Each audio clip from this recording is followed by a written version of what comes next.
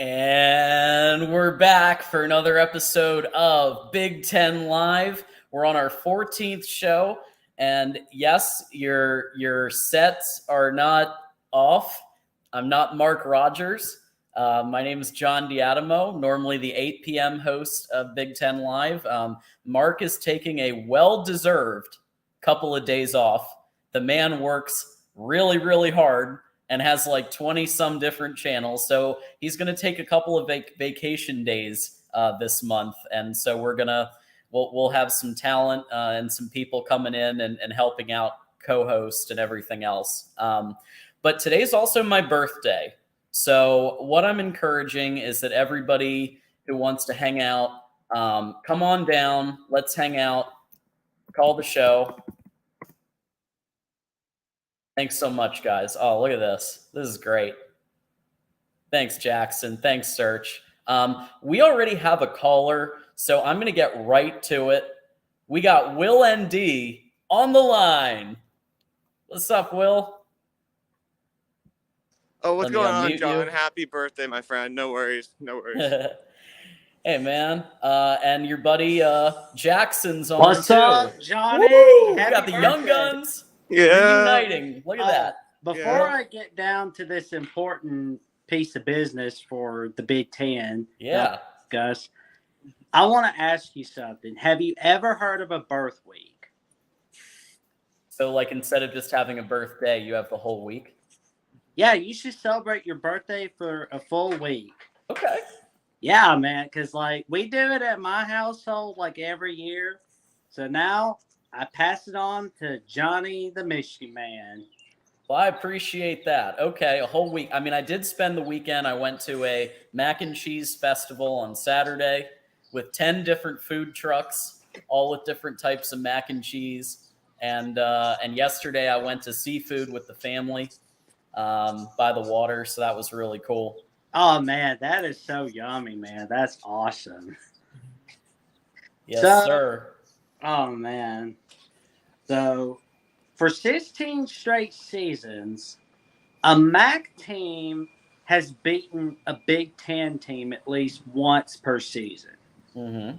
Now, I have the list of MAC versus Big Ten games. Are you ready? Yeah. Week 1, Buffalo versus Wisconsin, Toledo versus Illinois. Week 2, Eastern Michigan versus Minnesota. Week 3, Western Michigan versus Iowa. Northern Illinois versus Nebraska. Bowling Green versus Michigan. And Week 4, Akron versus Indiana. Now, out of all these games that are listed here, which one is the most likely? Well, isn't Michigan to be the upset? Isn't Michigan State playing Central Michigan? I think that's it. Yeah, I think so. I'm sorry. Our buddy Mel Tucker might have to take it to the chin against the Chippewas. Yeah. So, well, so let's tackle what could be the upset, but we got to bring in another friend of the show. Buckeye Mike is here. What's up, Mike? What's up, man? Thanks for stopping by. You know, usually I got to do an hour before I get my first caller, and we got 3 within the first like 2 minutes. So I love this. No, thanks guys. So Jackson, and we do have some topics to get to as well. But Jackson had a good question about what will be the upset. A couple of MAC teams playing Big Ten teams.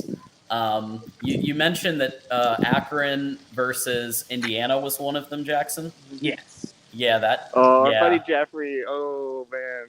He's gonna pop by next, isn't he? I hope so. We sent him the link. Oh, so. That's cool. Well, yeah, that one could be as well as Michigan State versus who are they playing? I think they're playing Central. Oh, I'm pretty sure. I think that probably one of those. Yeah. Jim McElwain. Mm-hmm. Absolutely. I don't know. It could with Indiana, but for Jeffrey's sake, come on, Hoosiers, don't blow it. I'd rather see Michigan State lose, honestly. Right. Mm-hmm. Yeah. Anytime Sparty takes the L, is an angel gets its wings.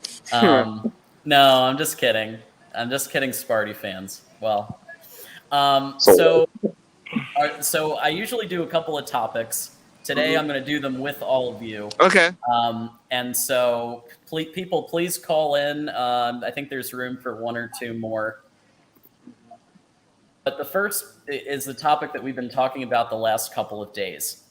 With Tony Altimore already gave a great deep dive, so I'm not going to pretend to do that again.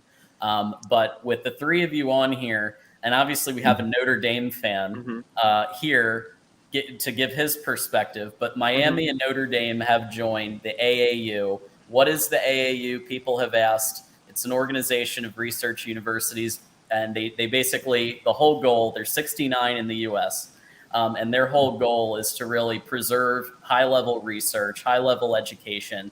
And in order to bring in new members, you need a 75% yes vote.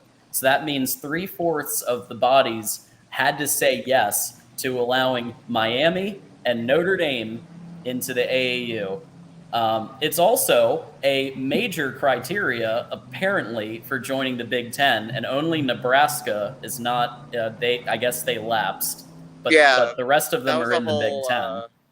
That was a whole situation for Nebraska. They're like, yeah, we want to, because I think it was like their agriculture was their main research, but they don't really like, AAU doesn't like agriculture as much.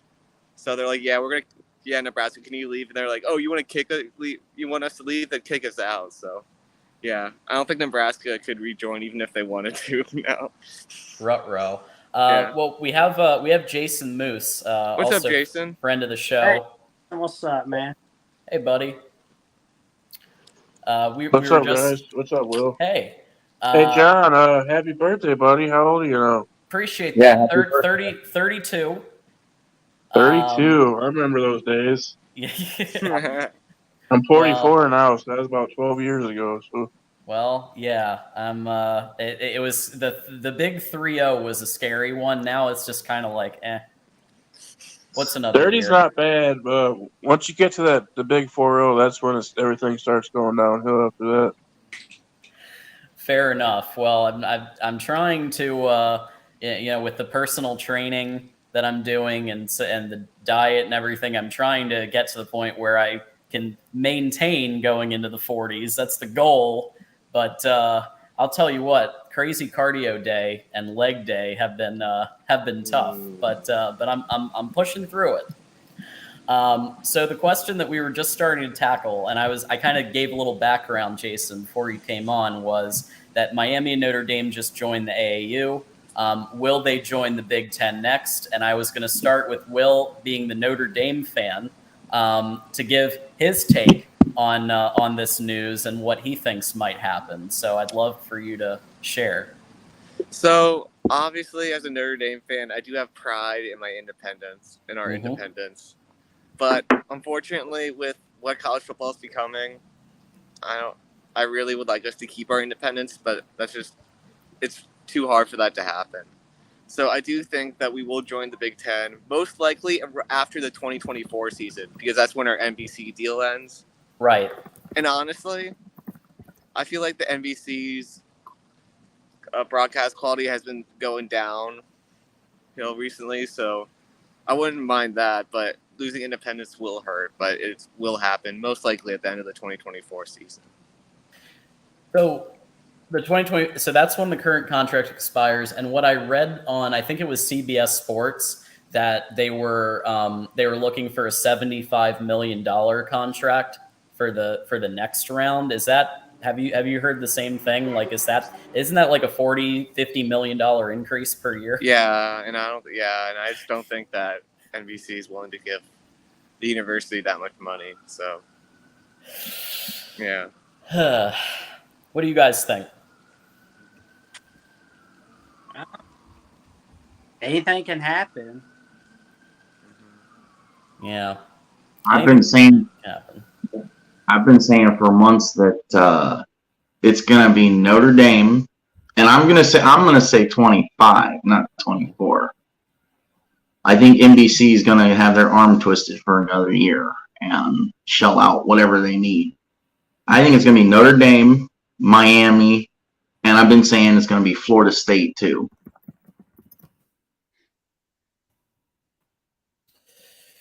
Yeah, Florida State, and then maybe another pairing, maybe someone else. Clemson, Jordan Bowman thinks that's going to be SEC. I'm not so sure about Florida State. I tend to listen to Jordan when it comes to all things Clemson. So if he says SEC, then I'm going to buy that one.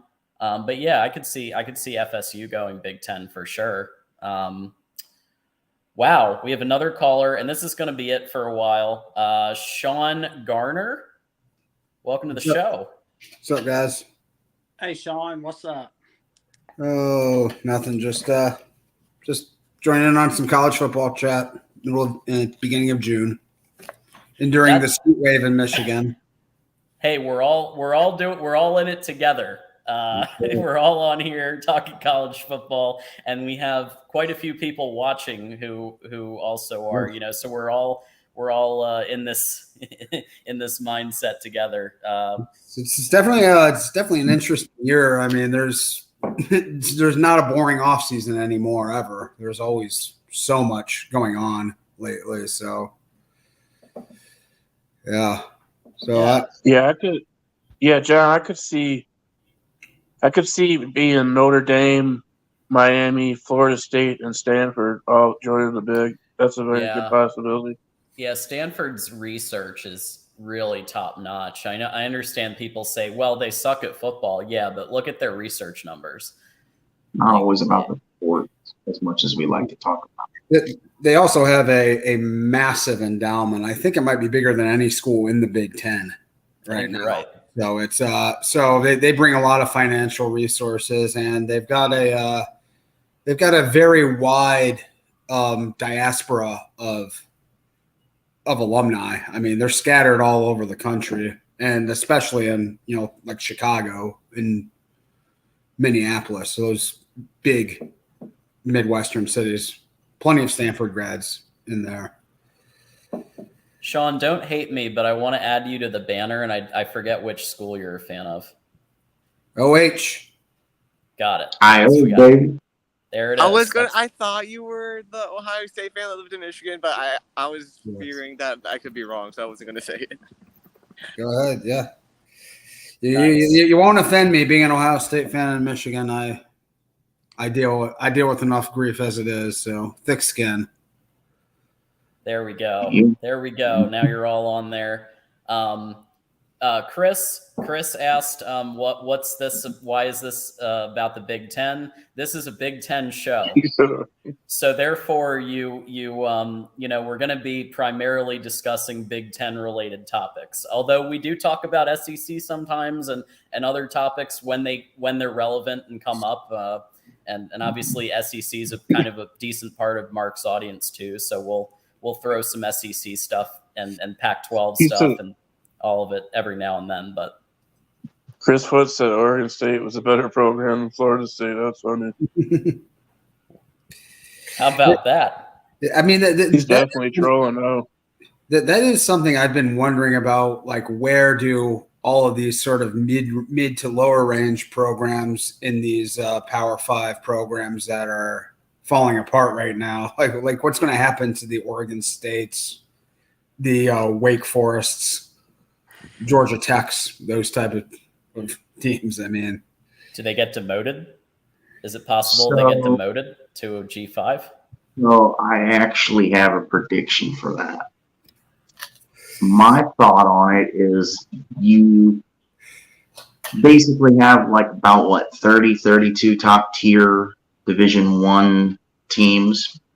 And so this whole conversation of, it's going to break off from the NCAA. Well, what if your bottom tier teams stay and your top tier teams are the only ones to break off?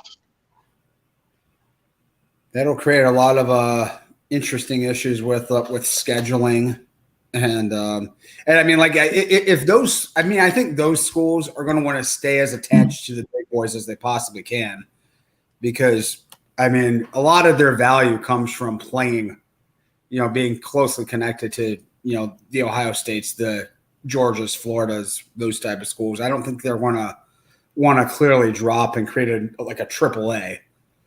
So I think their best interest is to try to like stay somehow connected in with the group of the big boys, without question.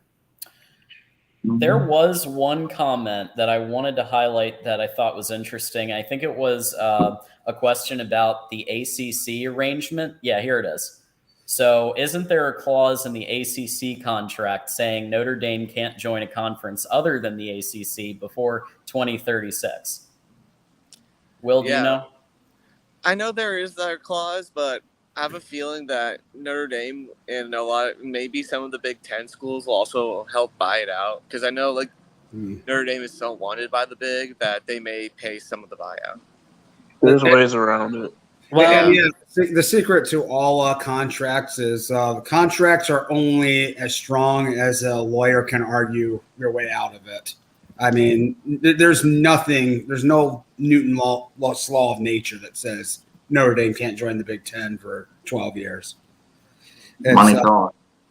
Well, and NBC also. I mean, if NBC had to choose between, say, Notre Dame, Michigan, Notre Dame, Syracuse, which do you think they're going to go with? Yeah, Notre Dame, Michigan. Exactly. Because, NBC is going to help Notre Dame pony up the dough. I can guarantee you that. There's a lot of bright sides to Notre Dame possibly joining the Big Ten.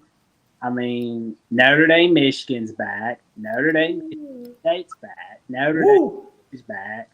And you get to see a little bit of Notre Dame, Ohio State on a biannual basis. Notre Dame, and Notre Dame, USC is always going to stay, no doubt about that. And if Miami, I wouldn't say there's no doubt about that. We thought Notre Dame, Michigan was going to be around forever, right? Yeah, play that. Anything can happen. Yeah, well, that's true. But if Miami is joining alongside Notre Dame, we have ourselves a 2020s reboot of the Catholics versus the Convicts. Yeah, it was a lot more interesting in the 80s than it is now. They play each other probably every 3 years or so now, don't they? Yeah, but it be like an annual base, really. I feel like the teams back in the 80s were a lot stronger and tougher than they are now. Yeah. Yeah. What about Oregon? So now we're all we've been talking about Notre Dame and Miami the last couple of days on the shows, but then there's still Oregon and Washington hanging around, and they seem like prime candidates to go to the Big Ten too, especially with USC and UCLA starting kind of a West Coast division of the Big Ten. So you can add 4 to 5 teams we were talking about and maintain a solid even number of 20. So I don't know. Expanding beyond that, I don't know what that does to the television contracts and stuff. This is one thing that doesn't get talked about in a lot of these contracts. Might get diluted if you have to spread out all this money, this many ways. A lot of these television rights deals. So there's just a lot of moving parts right now, and it's really hard to exactly anticipate what's going to happen next. But I agree with Will. I think Notre Dame's in the next couple of years, and I think they're going to bring along probably 3 other programs with them. And I had Oregon and Washington going to the Big a while ago, but now that Notre Dame is possibly coming to the Big, I think that alters things a little bit.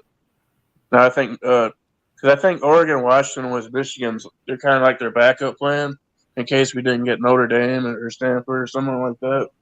But now that we're probably going to get Notre Dame and probably Miami too, I think they're going to be more picky on who they get now, and I think that might leave Oregon and Washington out. That's what I think. So what if since we got USC and we want to spread to the West, what if we go get USC's kryptonite in Utah? Utah is a very unattractive. There's nothing really attractive to the Big Ten about Utah. Their academics probably aren't there. They don't have the endowment. They don't bring in the athletic revenue to do it, and it's not nearly as large a fan base as the schools we're talking about. So Utah, that's very unlikely to happen for the Big Ten. Because I mean, overall, with all the moves we talked about, Florida State is the tricky one. Because does Florida State go to the SEC and you keep Florida State, Florida, and lose Miami, Florida State, or does Florida State come with Miami to the Big Ten and you possibly lose Florida, Florida State? So Chris, TBM, or Shirk wants to call in. Do you want me to back out and then let Chris in? Well, if he just wants to cover the Utah point, I'm going to cover the Utah point. Okay. But if you want to just call in and hang out, then feel free. But I'm going to defend Utah for a minute anyway, because from a perspective of branding, so Utah, it does have I'd say one of the more recognized brands. If you remember, they won the last 2 championships. They had Urban Meyer, and then Whittingham took over. They had undefeated seasons. 08 was probably a national championship. So at the end of the day, I think that Utah, I looked at the endowment. It's not that bad. It's what, $1 billion. That's not as much as some of them, but it's still there. A $4.83 billion budget. So that, I mean, they're in there. I think that they could absolutely be part of the Big Ten down the line, paired with one of these other programs like an Oregon, like a Washington, whatever the case may be in the West Coast. Yeah, and keep in mind this is a Big Ten show, not a SEC show. Dan B, so we're not talking about the SEC right now. It's okay if they. It's all part of the same conversation, though, right? I mean, the Big Ten's competing with the SEC probably for these teams. So the Big Ten's going to have more money than the SEC in the near future with the upcoming contracts. Like, good Lord. Well, they already do. I mean, they're bigger. The schools have bigger budgets already than the SEC does, but it's the SEC has better football, but the Big Ten is the business. Right now they do. You know how we see all these random firings for the SEC head coaches? Well, with like the Big Ten having way more money than the SEC, I think we're going to see like a little more of these mid-season firings, these unexpected firings in the Big Ten. We've had them. I mean, they're not. They happen. There's usually like one or so mid-season firing a year or every 2 years. I mean, it happens. Frost got let go last year. I think Lovie Smith got let go before the season was done the year before. Yeah, Lovie Smith was gone in the COVID year. That was his last year. Yeah. Oh yes. What do you guys overall think about the midseason firings? If you ask me, yes, they're probably not gonna. If you're like 6 games in and you're like 2 wins or 3 wins, it may not improve very much. But I still think personally that the coach should finish out this season. You just make a press conference or an announcement that so-and-so will not be the head football coach in 24 or whatever the next season is, and just make it known like he's going to finish out the year. After the season's over, he is fired. I think it's unfair to the coach to be fired in the middle of the season. If you start 0-3 or 0-4, there's still enough time to turn around and finish like 9-3, 8-4, go to a bowl game. I think if it's Scott Frost, it's okay. Yeah. I mean, like, let's take the Scott Frost example as the extreme. Like, he should have been fired before he got that final season. And I think he was one who deserved to be fired because he made the boneheaded calls that he made, including that onside kick, which was just, what the heck? Well, it's interesting. I was actually last fall. I was playing. I was at a poker tournament. I was playing with a guy who actually was kind of a fairly seemed very in the Nebraska know. And he said there are a lot of things that weren't reported to the media about how Frost was kind of conducting himself in his personal life. And I'm not going to divulge the rumors that he told me, but there was more to the Frost hiring even than what we knew. And I asked him then, because they cost themselves $7 million last year. If they waited 3 weeks, they wouldn't have had to pay him an extra $7 million. So the boosters cared enough to get rid of him at that moment that they just said, we got you. We're here's $7 million. Just leave right now. You know, that's how much they wanted to get rid of him. And so, yeah, that situation clearly. Yeah. So if an example where a coach has been there 4 or 5 years, they get a reprieve kind of final season, maybe their salary gets cut, whatever. That I feel like that's the exception. But yeah, like normally mid-season firings, if that isn't the case, yeah, give them the rest of the year. I think coaches in general are fired too haphazardly. I think they bear sometimes too much of the brunt, especially coaches that have had success in a given institution. Like it worked out for TCU, but when they fired Gary Patterson, I was like, what are they doing? I just couldn't really wrap my mind around that. He was fired mid-season too. That was maybe one of the most disrespectful things. I mean, TCU is not anywhere close to where they are now without Gary Patterson.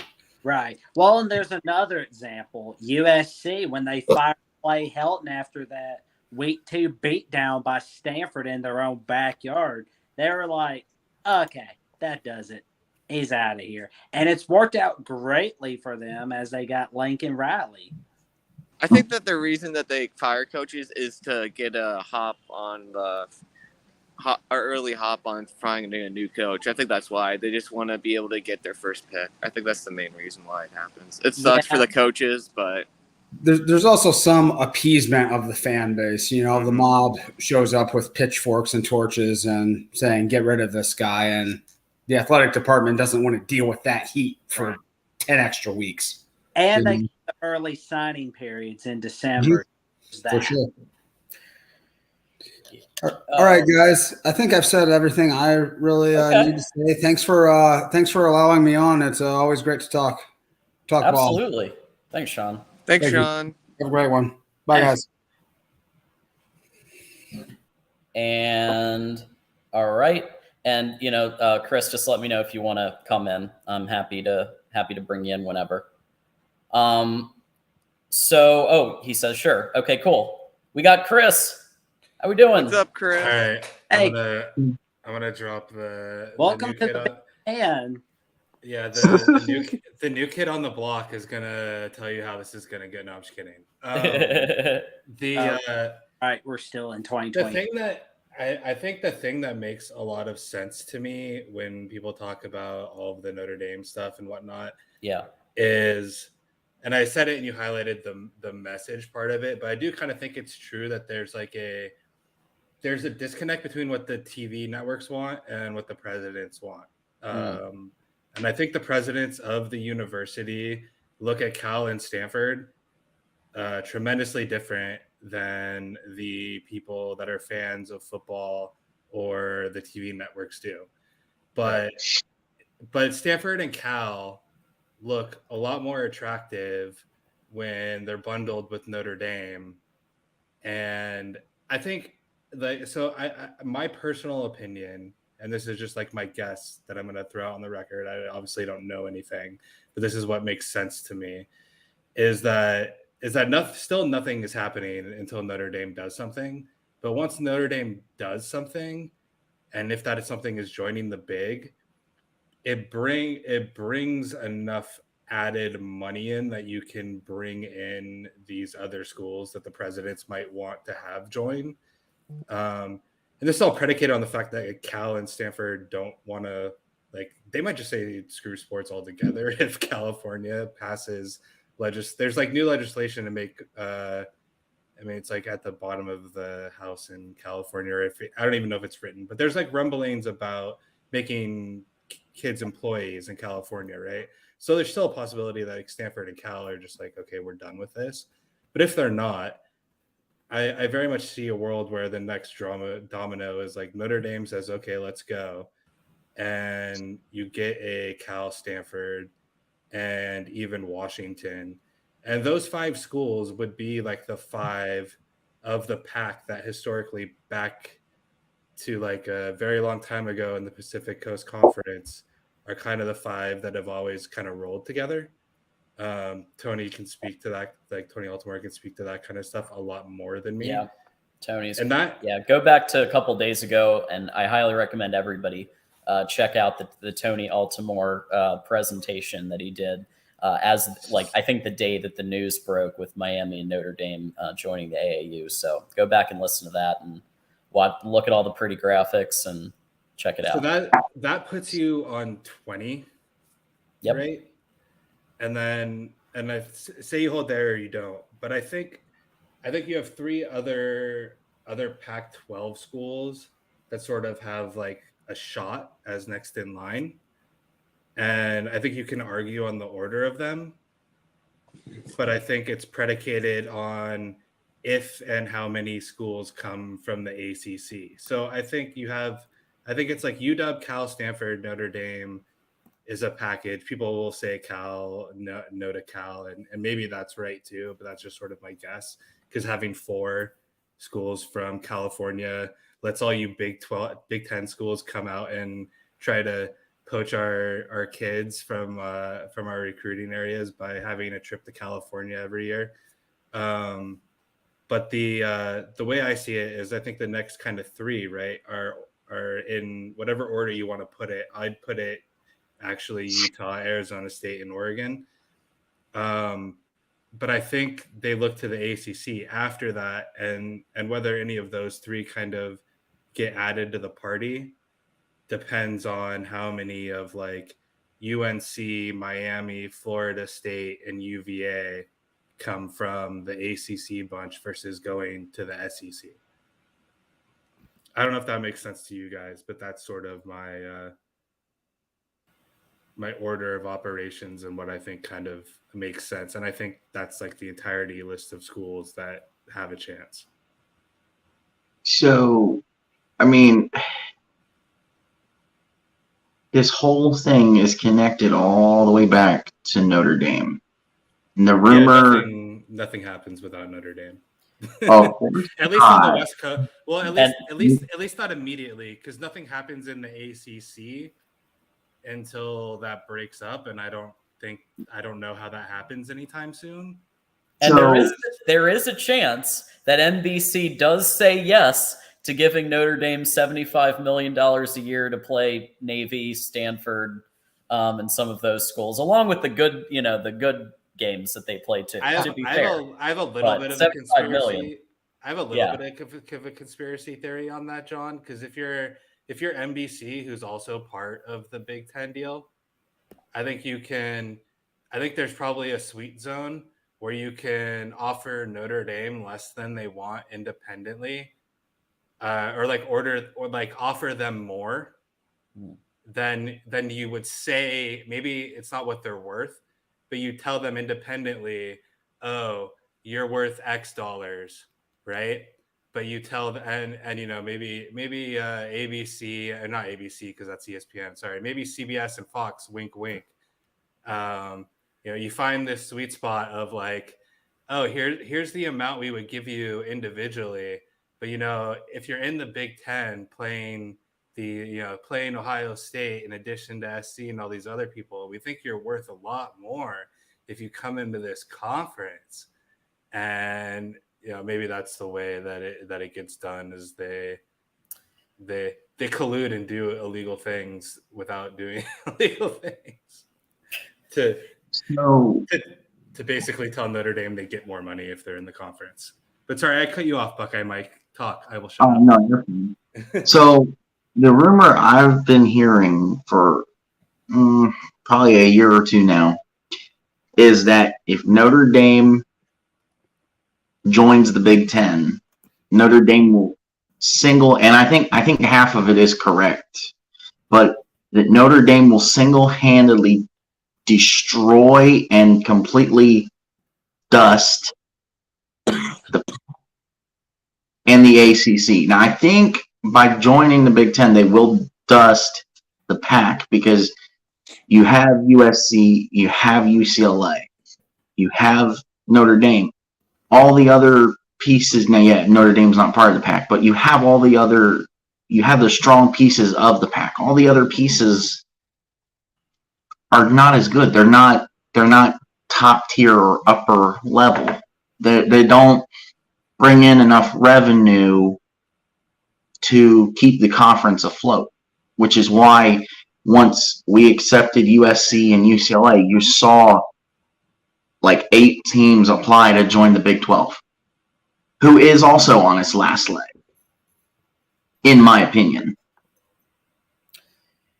Yeah, it remains to be seen. And the Big 10 and the Big 12 and the Pac-12, obviously they don't have this, like the ACC is the one that we're all like, people are like, okay, how do we get out of this early? Because their contracts apparently are going till the 30s, 33, 34, 35. And there, I know that we were talking about, I think it was FSU and Clemson that we're looking at how do we get out. So who knows? But yeah, keep the conversation going. But right now we're going to move to some Michigan topics because it's my birthday show. Mark Rogers is off on a much deserved vacation.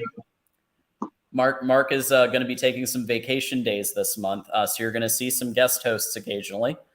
Today I'm running the Big Ten show, and so we're going to have a positive Michigan topic, and we'll have a not so positive Michigan topic for balance purposes. All right, so we'll start with the positive one. We just got Kirk Herbstreit announcing that Michigan will be a national contender, championship contender this year. He said also that really should have beaten TCU, which Michigan should have, and no excuse for that loss whatsoever. And Jason and I agree on that. But just from a macro level, we'll start with Jason. We'll go around the horn. Do we think that Michigan could actually make the national championship game this year and win a playoff game? That's really you gotta break that ceiling in order to win a title. First, you got to get there. Well, I'm looking at who we have coming back. Like we mentioned before, we got 81% of our production coming back, including Corum. We got JJ coming back. He's really good. I mean, I'm looking at who we got in the portal too. We got some really quality players in the portal too. So, I mean, you got to think, John. It's got to be this year or bust, right? Because this is a perfect year for us to win it all. I mean. Yeah, Georgia has a good quarterback and back, but he hasn't improved yet. We don't know what he can do yet on the field. Alabama's got quarterback issues. Ohio State possibly has quarterback issues.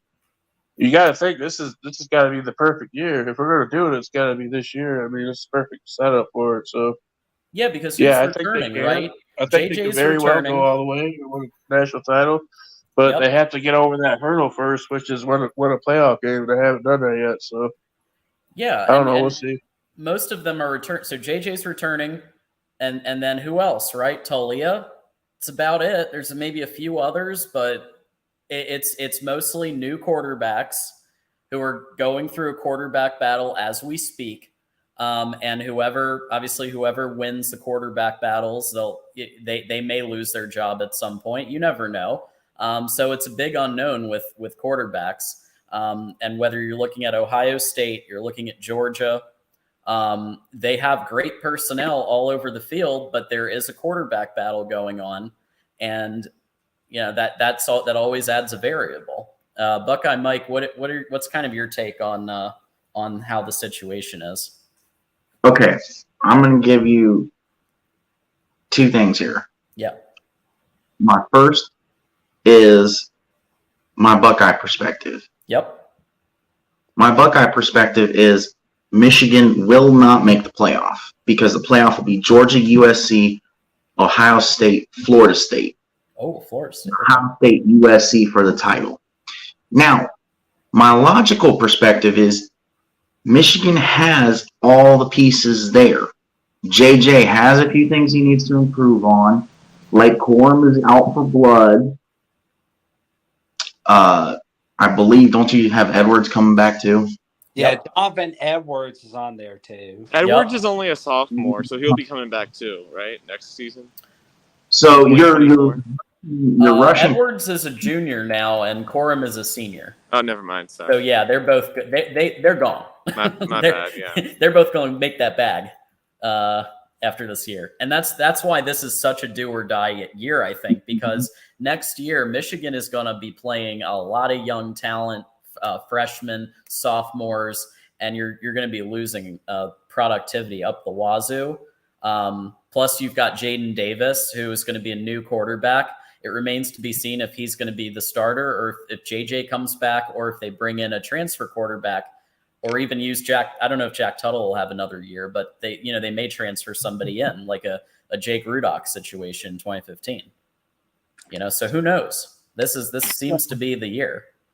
I mean, yes, it's basically do or die. Jim Harbaugh got over the Ohio State hump, even though it would have meant more if he'd done it against Urban, but that's beside the point. He got over the hump and got into the playoffs. Won Big Ten, got in the playoffs.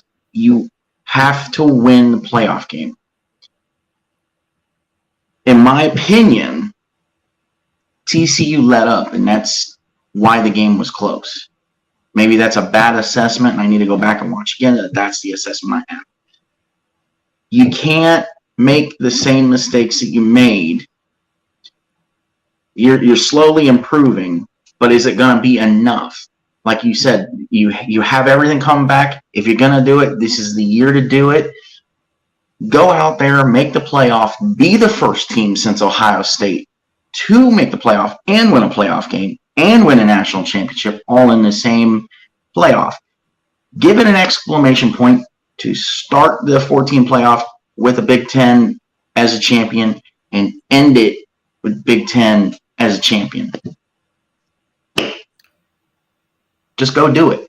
Prove to us you've made the final leaps and that you are finally good since the Chucky days. The guy posted in the comment section, Michigan had a weaker schedule last year, so I don't know what you're talking about, that we have the weakest schedule this year. Well, Jim Harbaugh said, yeah, the schedule thing, I'm so over it. Like, I get it. We have a weak schedule. Let's just move on, But Jim Harbaugh did say something really notable. I don't know, Jason, I don't know if you heard this, where he actually said that the offense is going to go from 60-40 run to 50-50 equal. So pass I've been hearing run. 50-50, John. Yeah.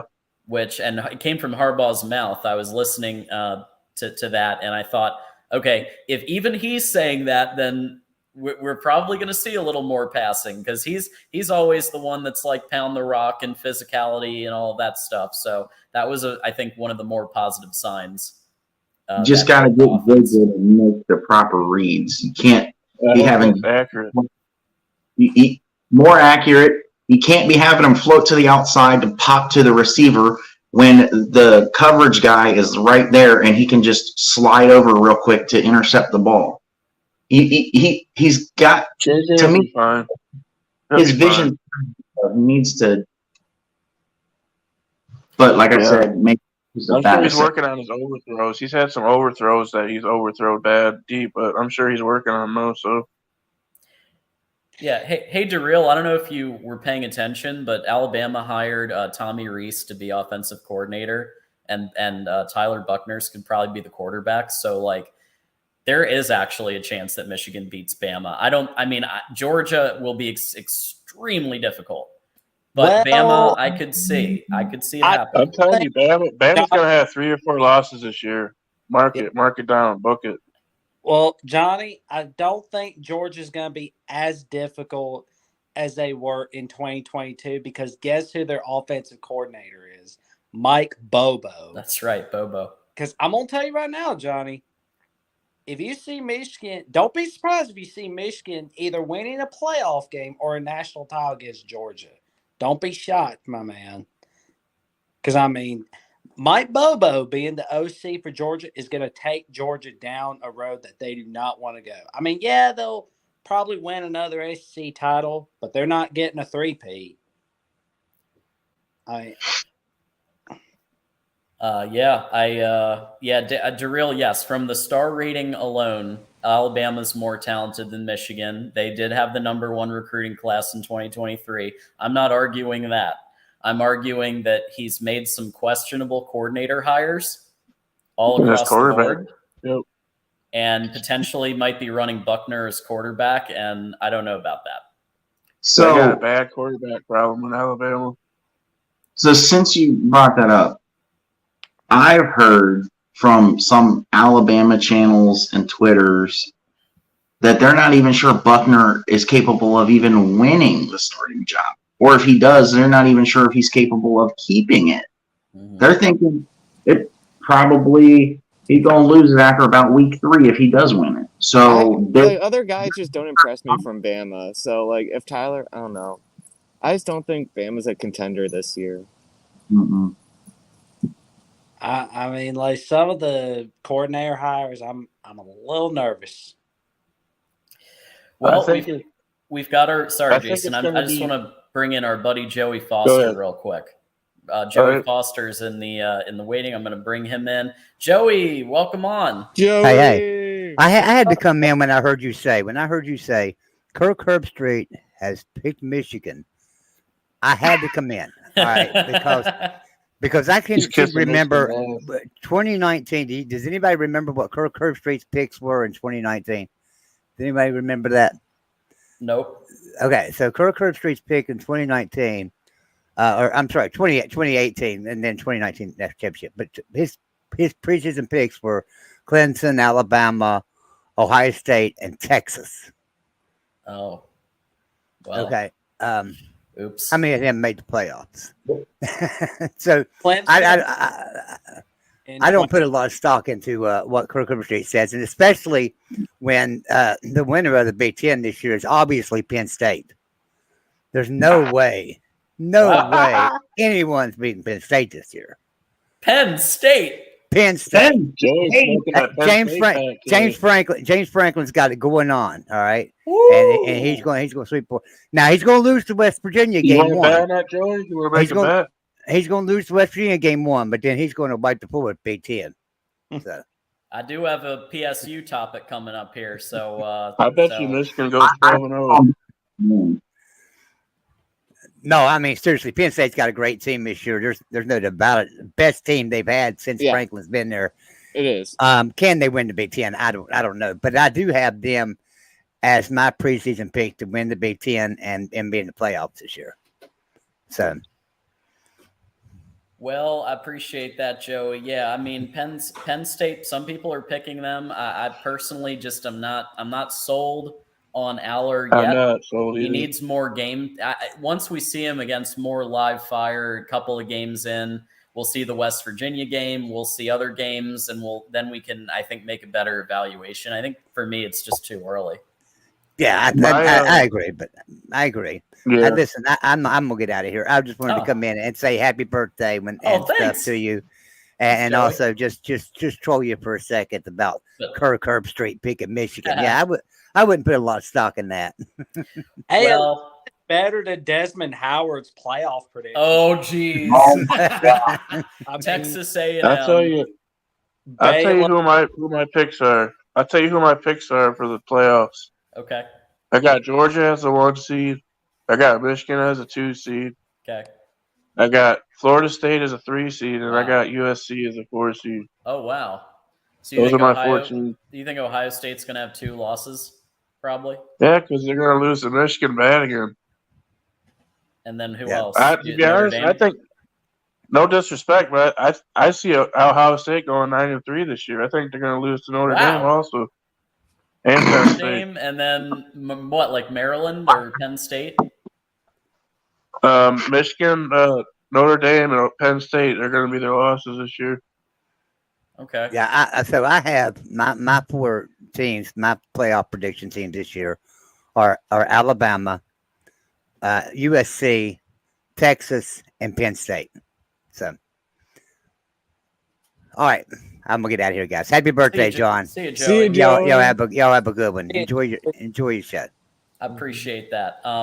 So we had a positive Michigan topic.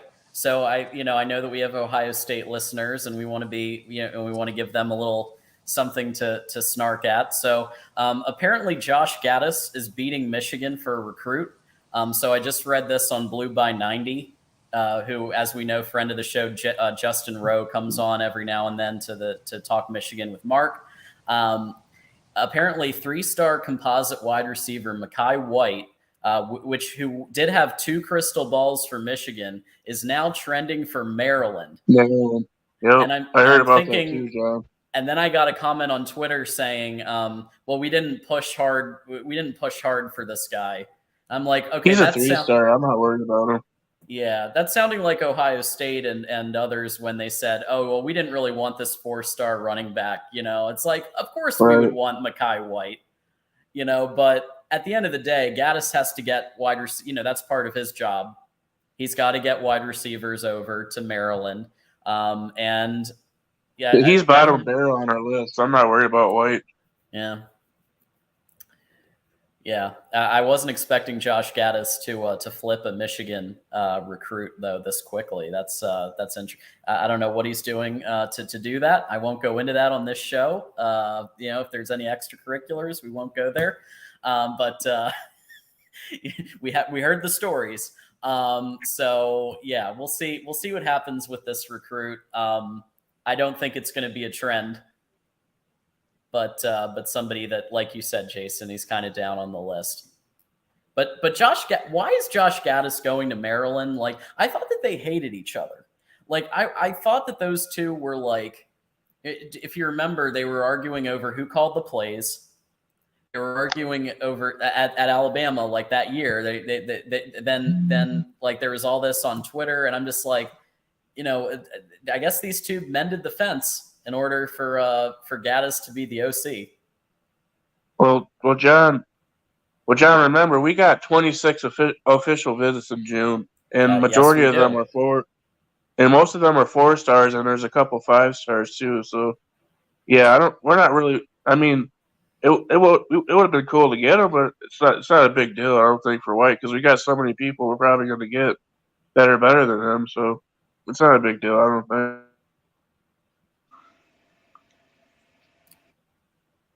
All right. Hey, John, real quick, I'm gonna hop on out of here. Happy birthday, Chris. And thanks have for a good coming, one. man. Thanks for coming. I appreciate you.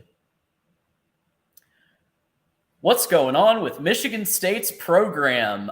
So not only have they been losing their quarterback and top wide receiver and cornerback, and now there's been 2 media announcements about MSU versus Washington is going to be Peacock only. And then the other one we heard the other day about the now against PSU, which their senior night is going to be at Ford Field against Penn State to accommodate the NBC night game. So, what's going on with Michigan State right now? They're going back to the John L. Smith days, man. They're going back to being a laughingstock. I had a lot of respect for D'Antonio and what he was able to do with the program, even though we hated him, from a rivalry perspective. You got to respect what he was able to do. Is Tuck still coming? Maybe in 2030, maybe not. Yeah, I don't think he's coming yet. Well, he needs to find another generational running back in his grab bag of transfers, and then he'll be good to go. Yeah. But oh man, the Michigan State was Washington game on Peacock. Oh man, those executives clearly do not watch Michael Penix Jr. from Washington. Well, it's bad. It's bad with Michigan State because not only are they not getting recruits, they're getting decommits as well. So that's just making it even worse. Yeah, it's like nobody wants to come to Michigan State. Do you guys think that Michigan ranking for a while? Do you guys think that Michigan basketball is in a similar state to Michigan State football, or do you guys think that, or? You're not wrong on it, Will. I can tell you that. We're still just kind of. It's still just kind of like, will they do what they did in 2021, or was 2021 a fluke? That's a question, and obviously we talked about flukes sometimes with the 2021 Ohio State Michigan game, because I thought it could be. I thought it could be a fluke. I wasn't confident about going into Columbus, and then obviously that happened, right? So, we talk about flukes, and I think you really got to see that consistency, either positively or negatively, for sure. Right? Those couple years to then really confirm it. We have a $10 super chat from Lemansky, so thank you very much, Lemansky, who has been a great contributor of the show. Has Harbaugh mopped up in-state recruiting and bludgeoned Michigan State? How about that for a word of the day? Bludgeoned Michigan State. I don't know about, well, kind of. I mean, but Harbaugh's not just mopping up in-state recruiting. He's going and playing offense. You're right. He's playing flying, offense. He's flying all over the place, climbing them trees to get any recruit to be up north. He's been doing a fantastic job for Michigan. Yeah, I think that. I mean, Harbaugh's been a good recruiter, but it seems like recently he's gone up another gear, and I think part of that is we finally have a halt, at least for now, to the speculation that he's going to leave for the NFL next week, right? And the staff seems to be sticking around, right? You have a returning OC, you have a returning defensive coordinator. So things seem to be a little bit more cemented than they were, for sure. But he's always been a pretty solid recruiter. I just think he's taken the next level. Friend of the show, Chris Foote, is here to stop by. Hey, Chris. Happy birthday, John. Hey, thanks, man. Appreciate you. You say you're 32 now? That's right. And congratulations. That's a good age to be. Thank you. I hope so. We'll find out. Are you married? No.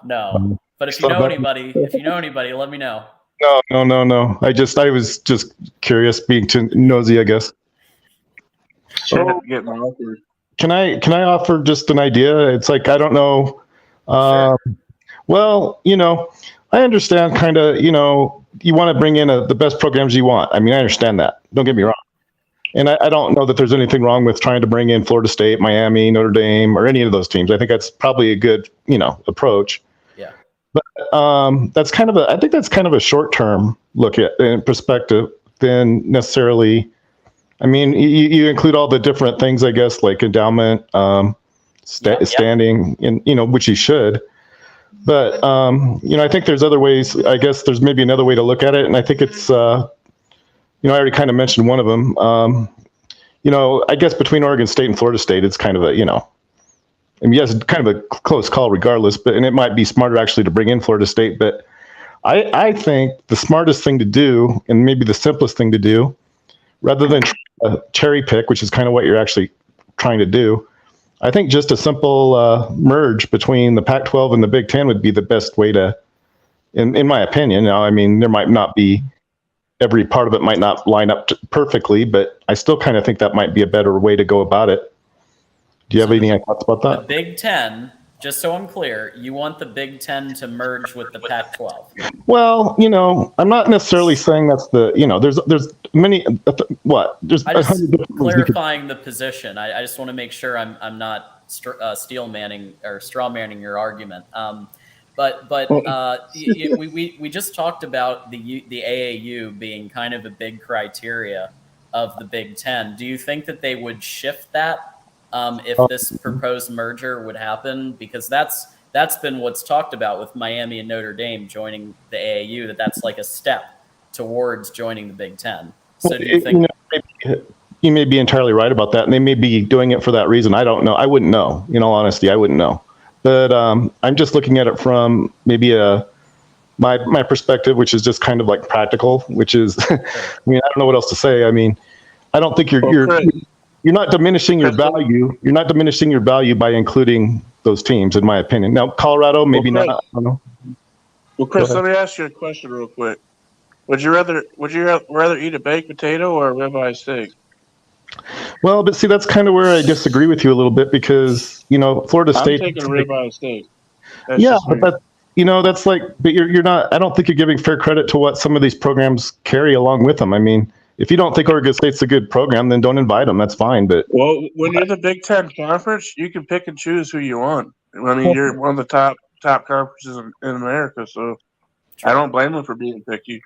I don't either, but you're going to have to deal with. I don't think it's as simple as like, okay, now we have. You have to find out first of all if they really want to be there, which I'm not saying they don't, but you have to kind of figure that out first if they do or don't. Or maybe they do. I don't know, but I kind of think they're better off where they are. But that's just kind of based on what I know, which isn't a whole lot.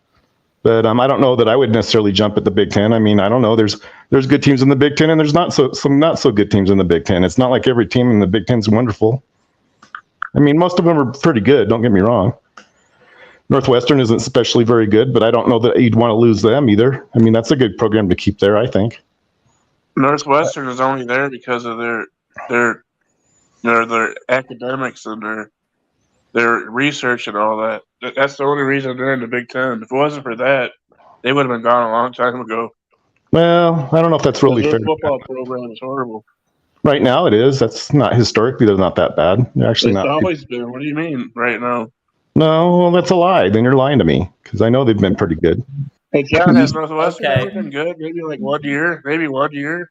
Wait, no, more than 1 year. Was who going to be good?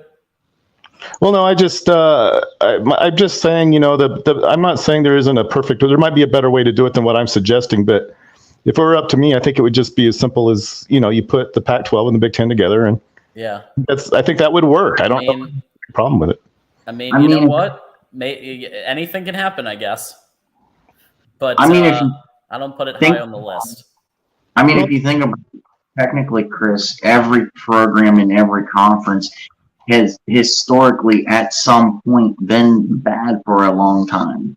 Even Alabama's had a long stretch of years where they were bad or decent and not how Ohio State during a stretch like that. Era, that Sheila era. Good Lord. Northwestern historically has been bad, outright bad. It's only been over the last, I don't know, late 50s, early 60s. That's what I'm saying. I don't remember having a good team like they were good. They were good in like the mid 90s to I don't know. They're good in the mid 90s. Well, it really wasn't that long that they were actually. They've never been good for that long. Right. Well, they were really good in the late 50s and the early 60s with Era Persigi. He was so good that he was unbeaten against Notre Dame when he was. And that's why Notre Dame hired him and won 2 national championships with the Era. Can't make hire him. I mean, as big a fans as we all are of our teams, I can comfortably sit here and say that Ohio State has never not been good or great. They're stretches. Late 80s, you weren't great, but besides that, Ohio State's been good. Even when they were losing to Ohio State, they were still relevant every year, 9-10 wins a year. Not good. Sometimes it lasts longer than others because they don't know how to turn the program around.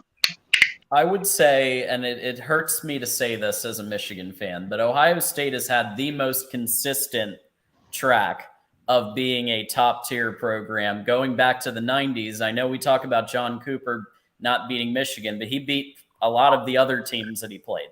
And he did beat Michigan a couple times, but basically from the 90s all the way through to now, with maybe 2011 as an anomaly year. You get an anomaly year every now and then, but let's be real. I mean, it's been consistently up here.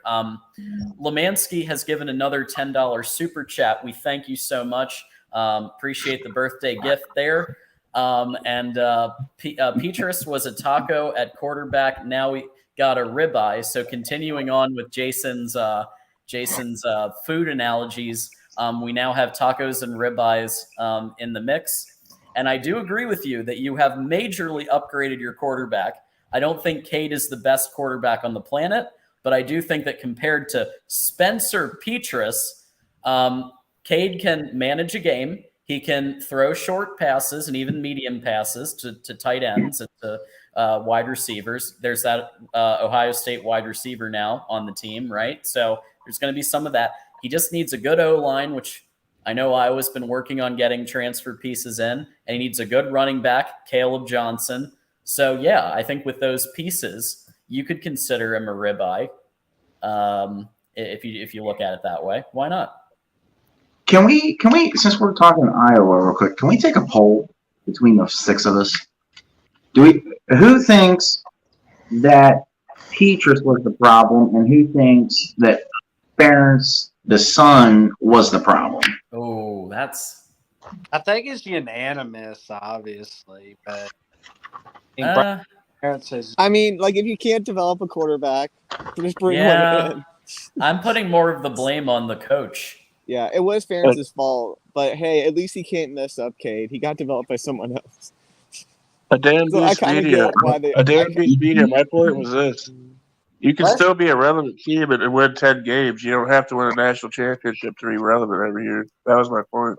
Let's hope that Brian Ferentz doesn't mess up Cade McNamara. You can definitely mess him up. But I mean, he can mess him up by play calling, but yeah, he already got developed at Michigan. I'm looking at Northwestern's schedule here, and it was 2 years ago they were 7-2. COVID year they had a good year. Okay, well, we can throw that one out if you want. That's fine. They were 10-3 in 2017, and they were 9-5 in 2018. I mean, that common denominator. 2018, nobody really expected Northwestern to do a whole lot. Then they do a whole lot. I mean, 2020, nobody expected Northwestern to do a lot. Then they do awesome. Right. But everybody expecting Northwestern to do very well. They turn out to be a big major disaster. Well, I guess the only thing I'm just trying to say is it's like to say that they've always been terrible. I don't know if that's really fair to Northwestern. I mean, right. If that's terrible, then I guess they've always been terrible. But I mean, I'm not trying to play devil's advocate. I'm just kind of trying to, Well, the only way to go they have in 2023 is up. And they may win a game in the USA this year. They didn't win one last year. But they probably will. I guess it's probably fair to say they're terrible now. That's probably fair. I mean, the big thing against us as a conference is the West Division, if you think about it. Because to me, it makes a conference look bad when you have an entire division that is just so bad. It's like, okay, who's going to be the worst, the best of the worst? And 9 times out of 10, who is it always predicted to be? Wisco. I can see Iowa winning it this year. There's a world where I can see Iowa winning the West this year. But I still would put money on Wisco if I had to put money on it. But real quick, we're gonna bring in Anthony Manzano. What's up, Anthony? Hey guys, I'm a Hurricanes fan, so okay. Yeah, So are you going to give a take on the potential Miami? No, for me, for Iowa, the Petras thing. Okay. How much? Let's be realistic. How much can we blame? Maybe the player is not taking to the coaching, so we can't really blame how much can we blame it on Kirk's son instead of the player? Because how much can the coach do if how much coaching can the coach do if the player is not taking to the coaching? Yeah, right. I get that, but it's tough because Brian Ferentz was not just the offensive coordinator, but wasn't he also the quarterbacks coach? Yep. Yeah. And I feel the system. I think Petras. I don't think his skill set. He's not really. I don't think he fits that system that they're trying to run in Iowa too. they want to run first, and I think Petrus is more of like coming out of high school. I've seen highlights of Petrus. He was an athletic quarterback, and I don't think he fits that type of system that Iowa is trying to run. Do you guys agree? No, I disagree. Because as an offensive coordinator and especially the quarterback's coach, you are not necessarily supposed to run whatever system you're used to running. You're supposed to run a system that you can build around your quarterback. So it's on the coach to not want to build around the quarterback and build a system he can run and be stubborn and run the system they always run. If that's the case, then you want to recruit to a quarterback who will fit your system. You need to adapt and evolve your playbook because that's what's going to help your team lead to success. So and you guys actually, Wisconsin when it comes to fairness, when it comes to Kirk, do you guys think that's what hurts Kirk Ferentz a little bit? He's so archaic with how he runs his offense or the team in general instead of evolving playbooks and stuff like that, because it seems like he's so stuck in the old pro style play action instead of evolving it to maybe adding spread concepts into the offense. It seems like he's so far behind other teams in the other teams that are starting to transition more to the spread and stuff like that. LFG commenting about this topic, that wouldn't be shocked if 23 Iowa offense takes a big step forward. I heard great things about McNamara bonding with Iowa's skill players as of last week. He said that the tight ends room was one of the best tight ends room he's ever been in, if not the best. I think he said the best. So that includes Michigan's. Yeah. That's a big statement. I got Iowa going 11-1. LG, I'm with you on that one. I see. For Iowa, I see 10-2, 9-3, 10-2. I think they miss. I think they miss. For me, I think they missed the Big Ten championship by one game. I think another team gets into the Big Ten championship over them. To be honest,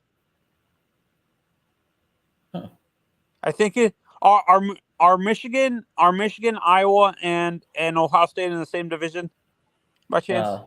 No, Michigan and Ohio State are in the East. Iowa's in the West, and that's why a lot of people are predicting Iowa's going to probably face Michigan or Ohio State in the finale. The West is really bad. Yeah, so I wouldn't be shocked at all if they go 11-1.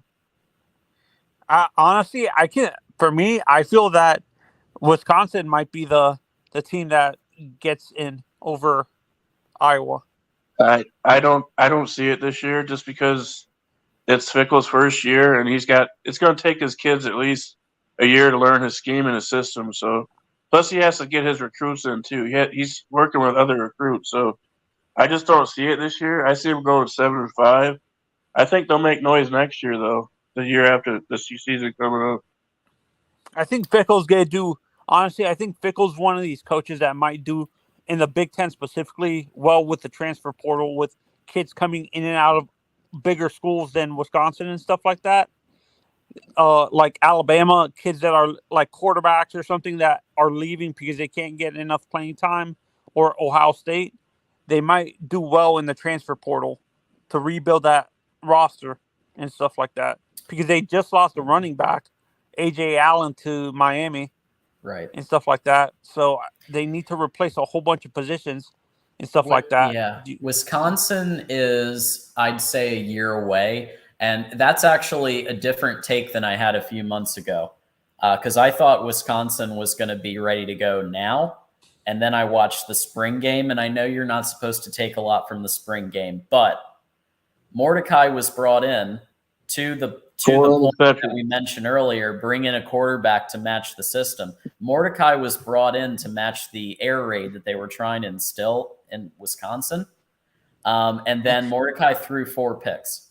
4 picks. Yeah, 4 picks. That's why I'm not sold on Wisconsin. I don't know. I usually just ignore the spring games because I don't want to have like bad ideas about programs, but yeah. To be honest, for me, the spring game means nothing because I would rather see how the development is going throughout the sun. For me, the summer in terms of development for these players is more important than the spring game. To be honest, yeah. Do you guys agree? I'll agree with that too. And you can still take something from the spring game and still admit that. Yeah, but fans in general, do you guys agree? Fans in general overhype the importance of the spring game. Yeah, more often than not. Yeah. Sometimes though, if a spring game is like being held indoors with 15 people, like Minnesota's, then that was embarrassing. That was embarrassing. Then you don't take as much stock in it as if they're really playing a full-on game style atmosphere. So I have a question in terms of realignment, guys. I asked it in the chat, but I'm not sure if you guys saw it. I asked if Miami and Notre Dame, with them getting AAU status, come into the Big Ten, and you guys keep the division setup that you guys have, which division does each team fit the best? If you guys keep the divisions that you guys have now. Well, geographically, Notre Dame probably fits the West division. Well, keep in mind when USC and UCLA join, they're getting rid of divisions, so we really shouldn't be talking about it. No, I'm saying I understand that they're getting. If you guys kept it, if the Big Ten announced they kept it instead of eliminating those divisions, how would it with those teams, Miami and Notre Dame? Like Will said. Yep. Notre Dame in the West, and Miami in the East, just from geographic point of view. But it's a moot point because divisions are going to go away. Yeah. So, a couple of super chats I want to honor. Lemansky has been on fire today, really showing off his Big Ten pride.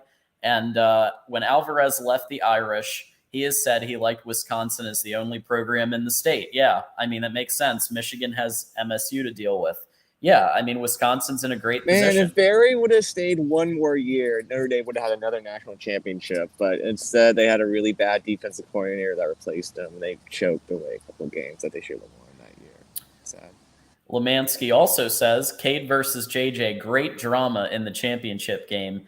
Hawkeyes love the underdog role. Yes, I'm hoping because it's going to be great for the show. It's going to be great for ratings and acknowledgement of both teams and the storylines, man.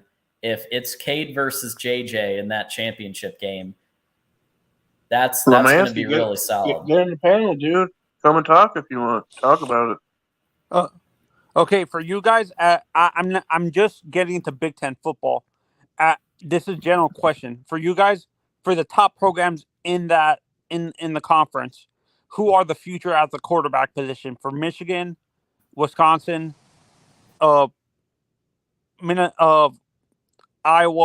and Ohio State? Like looking at the quarterbacks coming after JJ leaves and after the current quarterback for Ohio State leaves and McCord after Cade McNamara leaves. Well, it might not be McCord as the starter. You still got Brown to contend with, who would stay another year or maybe two. Brown? Yeah. They're battling out right now. Those two. Yeah, there's quite a few because I keep on there. hearing. I keep on hearing from. I have friends. I live in Florida, where I live. I have a lot of Ohio State fans and stuff like that. So I have to. Yeah, I mean, there's a lot here too in Florida. Enemy too. Yeah. So, but I talk to them and they say that McCord is apparently, according to the coaches, McCord is the favorite for that job. It's his job to lose and stuff like that. Apparently, this is according to Ohio State fans where I live. So but don't you have to what they're saying before you can lose it? I wouldn't be shocked. Let me say this. I wouldn't be shocked if McCord does the first couple of games and gets pulled. I wouldn't be shocked because McCord, I think, is probably going to be a day one starter. And if you follow the recruiting trajectory of like just how much time and resources they put into this guy, it would have to be I mean, Brown would have to like blow it up in fall camp, I think, to because remember he was injured for spring to too. justify him unseating McCord. Yeah, I'm sure McCord will get the starting job, but yeah, you never know. They might battle it out. Texas Buckeye said it really well. He's going to be throwing to NFL talent, right? So he's going to be throwing to Marvin Harrison Jr. and Emeka Mbuka and others who are probably going to go NFL first or second round. And so, is McCord like? I think a lot of people would look really good throwing to that caliber of receiver. So as long as McCord is okay, then he'll probably let's hope just based on this one season he doesn't jump like he doesn't because he said Wisconsin has a top running game. Come on, he doesn't get drafted for like based on a one season of performance and so with Kyle that he doesn't end up being drafted number 1 over like a Caleb Williams or something like that. Something crazy has happened like that in the draft. Like based on one season, Tim Tebow was the perfect example. Most people didn't expect him to be drafted in the first round and stuff like that. So yeah, very true. That's Dependent Fanatic wants to answer your question, Anthony. He says, "I say Jaden Davis. He'll sit behind the best QB this year and maybe next." And I think Jaden Davis is the type I gotta agree with that too. Yeah, he'll sit behind JJ this next year. He doesn't come in until 2024. So if JJ stays in 2024, then he'll sit behind Jaden Davis. Will sit behind JJ. If JJ goes to the NFL, I think there might be a chance for a 1-year bridge quarterback situation so Jaden Davis can learn. Or if he's good enough and he wins in camp, then it could be Jaden Davis as a freshman. Yeah, well, when I look at JJ McCarthy, he reminds me a little bit of a Matt Ryan, kind of coming out of a what school did Matt Ryan go to? Boston College. Boston College. Coming out. He's way more athletic than that guy. No, I'm talking about the arm talent. Yeah. Maybe. JJ's more athletic. I agree than Matt. Matt's a statue, but I'm saying the arm talent specifically, and the ability to read. Matt coming out of Boston College, they were saying that he had a great ability of reading defenses and going off progressions. I see that with JJ too. Do you guys agree JJ has elite ability of adjusting depending on the defense and stuff like that, or no? Yeah, I think he needs to work a little bit on his accuracy. I think part of that is because he missed spring last year, and now he's got, as Colston Loveland said, we had all spring with him. So I think that part of it was he didn't have the reps. He was in a QB competition in the fall with Cade all the way through the second game of the season. They were in an audition. So, JJ hopefully will have a chance to really hone his accuracy, because I think that that's really the piece. He is a dynamic player. I'd say he has made plays that look like Patrick Mahomes, and he's made plays that look like Brett Favre when he's throwing interceptions, right? There's both sides of it. Yeah, JJ sometimes overtrusts his arm a little bit. You guys. That's what I was getting ready to say, John. I've seen JJ make throws that Matt Ryan could only dream about making. Right. So I think he's going to be better than Matt Ryan when he goes to the NFL. No, and people honestly, JJ has that gunslinger man. Go that Western Michigan game when he was throwing on a run from the sideline. He threw that sideline to sideline pass. Yeah, oh JJ I've never seen a pass that to me, that JJ overtrusts his arm a little. He has that gunslinger mentality, like a Brett Favre, like you said, where Brett tended to trust his arm a little bit too much and make stupid mistakes. That's what. And JJ's a young guy, pretty young and stuff. He can learn how to. I think Harbaugh can coach that out of him, to be honest. Yeah, well, that's, if you notice, he was restricted last year. So he was restricted from running, and we know that because literally any opportunity that he could have run, except for against Penn State, Michigan State, Ohio State, and Purdue and TCU. In the early part of the season, they really tried to stop him from running because they wanted to prevent injury. So he was on a restricted play list, but I don't know. I think that this upcoming year, it's to try to get to the national championship. They'll do whatever they need to do. And Sharon Moore being the sole offensive coordinator is going to be major, because Matt Weiss was the guy who was responsible for the Philly special. He was the guy who was responsible for some just weird short yardage play calling when they probably should have just Charlie Weiss's son? No. Not related. Different, yeah. Charlie I thought Weiss Charlie. with 2 S's. Matt Charlie Weiss with 2 Weiss's S's. son's at Ole Miss. That was the greatest throw I've ever seen in my life. That Western Michigan throw. Oh, yeah. And he did. You're right. He did just get back from injury too, when he threw that. I saw that. He threw it. Was that the throw that he made across his body? Yep. Yeah, it was nasty, dude. It was the a first nasty game he played in ever. And it was like 50 yards too, 50 or 60 yards from sideline to sideline. Yeah, and it had a lot of air to it too. Like people, that's the one thing people forgot too. And how accurate it was too. When he was throwing on the run, I was like, "Oh my god, that was nasty, dude." that throw is like a perfect example of what who said that he makes a Patrick Mahomes play every once in a while? Yeah, that's a perfect example. He hit him in stride, dude. In stride. The dude didn't even stop running. He just kept running after he hit him. Friend of the show, Michael Campbell, who, as Will knows, is a fellow Notre Dame fan and likes to show off that he's a Notre Dame fan in every channel he goes to, and we appreciate that. And he says he kind of pushes back a little at what I said earlier, that you don't need to be good at quarterback because you have top wide receivers. Keep in mind, I said you have to be decent, like at least moderate. I didn't say bad.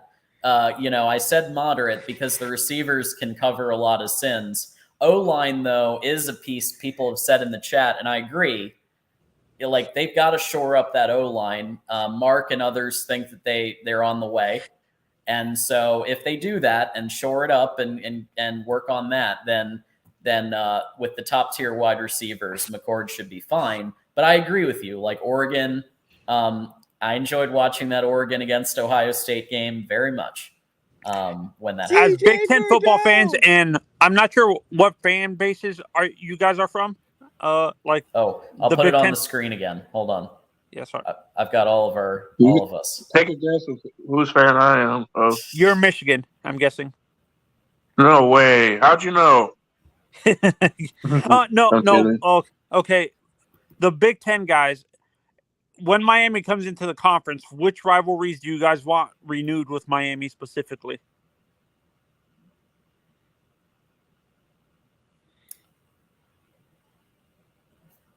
I don't know. Anybody? I don't think Miami has a Big Ten. I mean, Miami kind of has a rivalry with Michigan. I mean, we've faced you guys multiple times going against Michigan and Penn State too. Yeah, Penn State, Ohio State. Yeah, I'll say Penn State would be interesting. No, because of the AAU status, and that's the one thing the Big Ten looks at. Miami just got, like 2-3 days ago, they just got accepted into the AAU and stuff like that. Right. Yeah, we were just mentioning that. Yep. So honestly, for me, I understand why people want the SEC because regional, but for me, how we're building our team, I think fits more the Big Ten, building our offensive line and focusing on the run game and stuff like that. Because Big Ten teams are normally run focused first. Except Ohio State. Anthony, Josh Gaddis tried to operate Miami like a Big Ten team and tried to run a 180-pound running back through the teeth of SEC and other huge defenses, and it didn't really work out. So I think if they are doing that, they're a couple years away from being a Big Ten caliber in terms of physicality. Because I broke down and actually watched the film Miami against Texas A&M, and Josh Gaddis. I'm basing it on the recruits he got last. Okay. In the 2023 class with Mawagoa and Okunlola and stuff like that. The offensive lineman he got and stuff like that. Yeah, to be honest, I understand. For me, I would prefer the Big Ten, but I can see why. Because academically, I think we fit better with the Big Ten than the SEC, to be honest. Interesting. Well, let's get Argraw's. So Argraw is calling in, Penn State fan, repping the Big Ten as well. So Argraw, welcome in. Yeah, how's it going? I guess first order of business, HBD to you, John. Thanks, man. I appreciate you. No problem. Yeah, I don't know. I've been active tonight in the chat, and I thought, okay, this is getting old. I might as well just jump on. It's going to say what I'm typing. I don't know. I guess to that to the most recent, I guess, topic with Miami. Really, I'm not saying that Miami doesn't have a history with Big Ten teams, but not to the point I would necessarily peg it down as a rivalry with anyone in particular. Certainly not recently, not in the last couple of decades. I mean, as a Penn State fan, I can point back to saying the 80s and stuff like that. Yeah, I was just going to say I can point back and say, well, Penn State, they beat them in the national championship in '86. There's that, but I wouldn't necessarily view Miami per se as a rival. Okay. I'm not. You would perceive Notre Dame more as a rival than Miami. What's that? You would perceive Notre Dame more as a rival than Miami. Actually, yeah. Of those two, I would certainly look at Notre Dame as being a little more of a rival. I said that in the chat that they're like the Penn State Notre Dame thing. It's not sort of out in the open. It's not as if it's let's say USC, but there is a little bit of a rivalry between the two. If you talk to a Penn State fan or the fan base, they don't have kind things to say about Notre Dame or their fans. I know you can obviously say that about a lot of fan bases because they get their share of hate. Oh, but yeah. It's certainly, I think it's especially true with Penn State, and there is a little bit of history between the two. I mean, you got those two are two big independents prior to Penn State joining the Big 90s. We're getting outnumbered by Bama fans, guys. Real quick, guys, we have another Bama fan joining us. Tide Guy has joined. Thanks for coming in, man. Hey, thanks for having me. To add to Miami, and you want to get a rivalry, why don't we put them against Nebraska, because they were both last relevant the last time they played each other in 2000. So I mean, maybe that rivalry will bring them both back from the dead. Oh, good Lord. Well, they did last. Let's see. They played each other last in 2014, 2015. So maybe we can bring it back a little bit. There we go. But I mean, you think of the Nebraska-Miami games in the 80s. They played one or two the 90s, and they played in 2000. I mean, those were some big games, big time games. So maybe that could be a rivalry for them if they went to the Big Ten. Yeah. I would say Notre Dame too. If Notre Dame follows us, because we of the whole Catholics versus convicts thing and switching on. Do you agree, Todd Guy? That whole thing during the 80s with Notre Dame? I mean, Notre Dame and Miami would be a good rival. Yep. And maybe that would help, Miami back also. I also think Miami, some people may know this, some people may not. Their booster is trying to get a stadium built. And it's my understanding that he now has land that he has. I know where it is. I know I can shed some light on that, Tide Guy. They're building it in Tropical Park it's a park next to the school and stuff like that. They're trying to build it there on the lake. Right. He hasn't bought the land yet. They're trying to get it through the development stage, get it signed up, because he don't want to buy it if they're not going to approve it. But the problem is, because it's a park in that, the city is kind of balking, they want more money. Let's be honest. That's how government works. They want, kickbacks and stuff like that. Of course they do. Jared Jones, you should be concerned about Michigan because they've curb stomped me back-to-back years. So I'd be more concerned about Michigan than Penn State.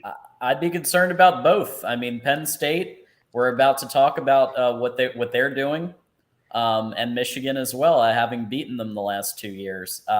But moving on to this, and we can absolutely get back to realignment too later. But have a couple things I want to hit. So the Nittany Lions on the rise. So Penn State just received 3 new verbal commits. So they along with Rutgers, who we'll talk about, had a big recruiting weekend. So 4-star safety, and I'm going to butcher some of these names, but DeJuan Lane, 3-star defensive end Xavier Gillum, 3-star OL Derek Plaz with 2 Z's, and also trending for 4-star wide receiver Nick Marsh. So Ardra, I'm going to start with you as the resident Penn Stater on the panel. What do you make of some of the? I mean, Franklin's always been, I'd say, a pretty strong recruiter, but we're continuing to see this trend now. Some of these commits, and obviously a big wide receiver if you get Nick Marsh. So, what are you saying? It's like you said, that if there's one thing that Franklin can sort of hang his hat on, that would be it. I mean, and so he has sort of no problem getting talent, and honestly, he has the facilities, he's got the coaching staff where they can develop that talent too. They don't just sit on it. So that's definitely a big thing. But it's what you said, the potential to have a wide receiver, a big wide receiver come in, that's going to be a big deal, because that is that's a little bit of a question mark right now. For Penn State. And I'm not saying that they don't have anyone lined up. I'm not going to say that they don't have anyone, but it's sort of a question of who's going to be the guy to step up. So they can definitely use as much help as they can get, certainly in that position. But they recruit just fine other places. So I have a lot of confidence when it comes to recruits in who he picks up and how they're going to fit. Even if it's not a 4-star, let's say it's a 3-star, it's okay by me, because usually they find someone that's able to sort of just fit right in. Right. They find a spot for them, and they end up doing what they need to do. So, and overall right now, I don't have it up in front of me. I know not so far back, they had a very high recruiting class. I couldn't tell you what it is at the moment.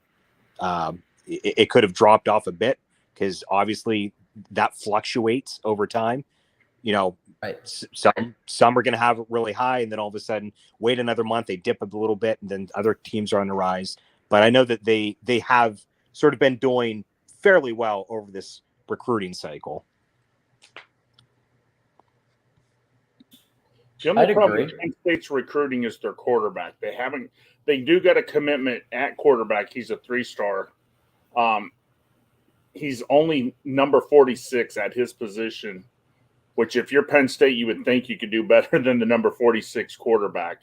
And when you look at Penn State, I think that's been a lot of Penn State's problems. They got the defense. They're always going to have a defense. They just struggle to score enough points to beat Ohio State. And that's the problem. I think if they get a little better quality quarterback, then they can compete more, because everybody on this panel makes fun of Franklin because he can't win a big game. I mean, and that's the thing. But if you don't have a quarterback and you don't have an offense, it's kind of like Iowa. I mean, it's hard to win a game no matter how good your defense is if you can't score the ball. Yeah, it's like Brian Kelly and Notre Dame. Yeah. Yeah. Drew Aller is obviously a 5-star quarterback. But again, it's really easy. It's like I said, when we were evaluating, maybe Penn State is actually the dark horse to be in the playoff. Well, we've got to see what Drew Aller can do. I'm not sold on Aller. I'm sorry. I have to see more of him. Well, Nick Singleton's on that offense, so he's That's really true. Yeah, he's a 5-star as well, and he did him along with Katron Allen, right? Oh yeah. Those two are a power duo, but yeah, they've got to do better, obviously, with the line because say they ran into some problems against some of the better defenses, especially Michigan. So the line really, I think, has to do a better job of blocking for their running backs, and if they do, then look out.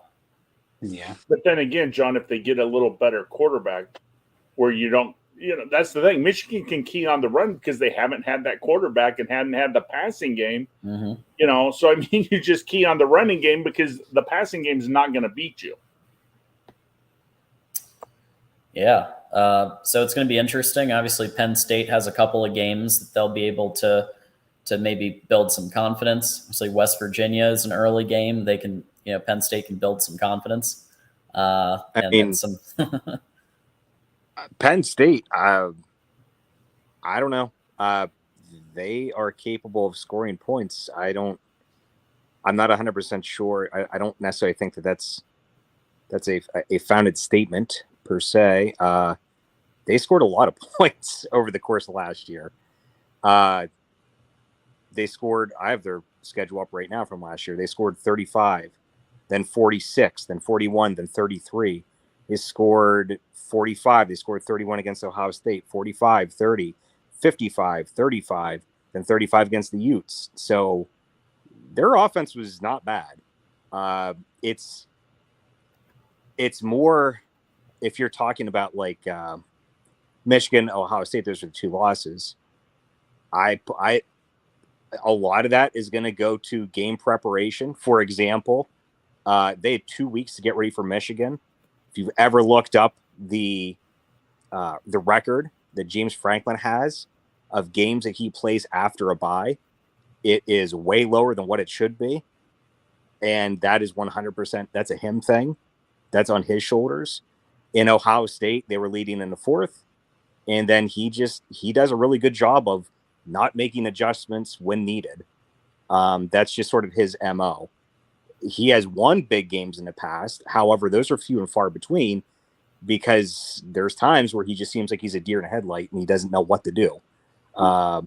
He won't make those adjustments as needed. But on the whole, Penn State's offense is more than capable. Like I said, I just read the scores. They scored a lot of points.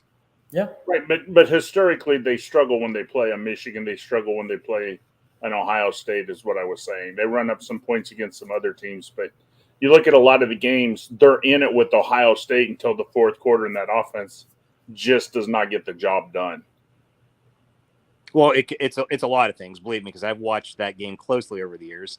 Whether it's the offense, whether it's the defense, whether it's something wonky happens on the special teams, whether it's I've seen horrible calls, I've seen they just find ways to lose. I don't necessarily think I'd peg it so much on the offense when there's a lot of things. Right. And that's just the way that it goes. Ohio State's good. I mean, they've been the top of the conference, and to go in and expect to win every time would be unrealistic, obviously. But certainly they've played them incredibly tough, incredibly hard, and there should have been a lot more wins over the years, especially during the Franklin era. But they've found ways. They found every way you could possibly think of blowing it, every possible way you could think of losing it. I almost compare it to, I'll go NASCAR. I can compare it to like Dale Earnhardt trying to win the Daytona 500. And every single year, something stupid happens, whether it's a blown tire, whether it's a seagull running into the front of his car.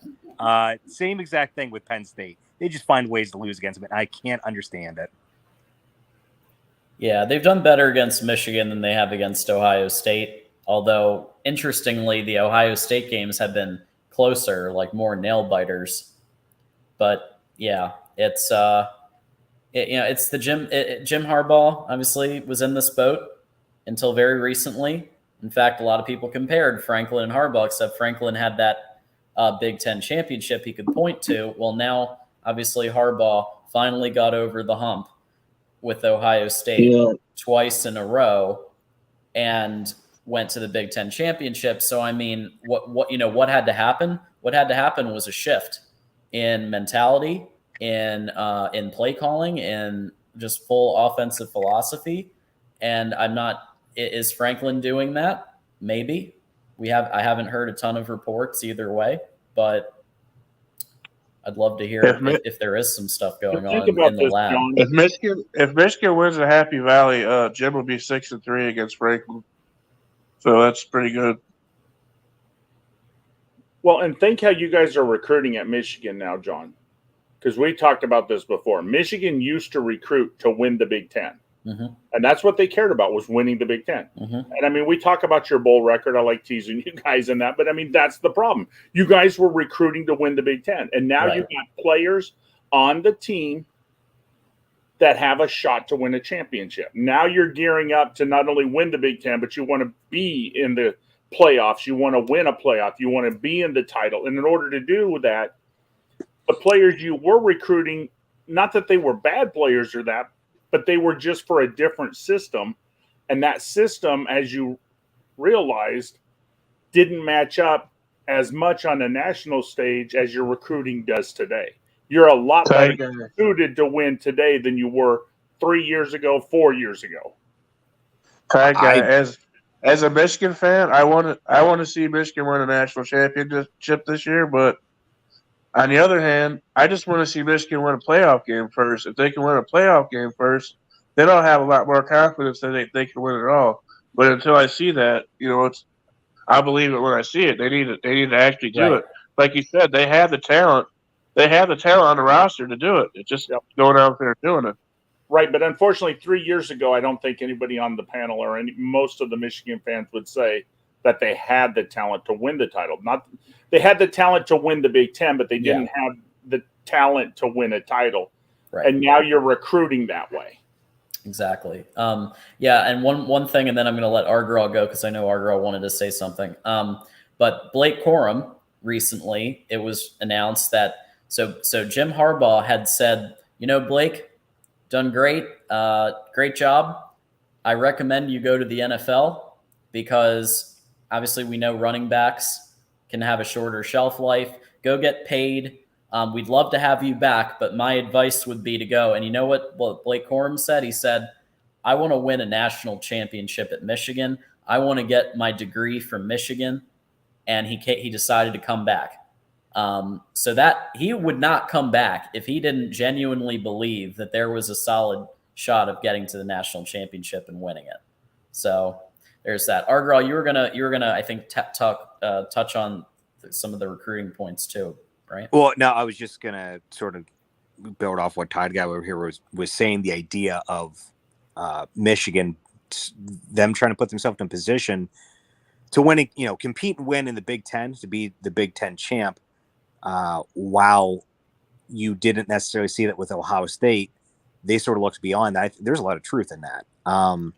They're two different teams. They are. They're set up differently. They run their offenses differently. They put their emphasis on different things. And I think that's a really good point because Michigan tries to set itself up as being the Big Ten champ. Ohio State looks at the bigger picture and they try to say, okay, how can we just be the champ, period? They want to look at more, we're going to be playing a Clemson. We're going to be playing potentially a Bama. What is that matchup going to look like? So I think he's definitely onto that. And meanwhile, Penn State tries to be a hybrid and they try to split the two and they're good at doing both, but they're not great at doing any one. And I think that sort of is what holds them back a little bit. That's why they're able to compete with Ohio State, put themselves in a position to win, but maybe not win. That's why, if they go to play Michigan, they'll either beat Michigan or, I've said before, they're 3-3 over the last 6 seasons. It's not like they're not holding their own, but those 3 losses, at least 2 of them, they were bad losses.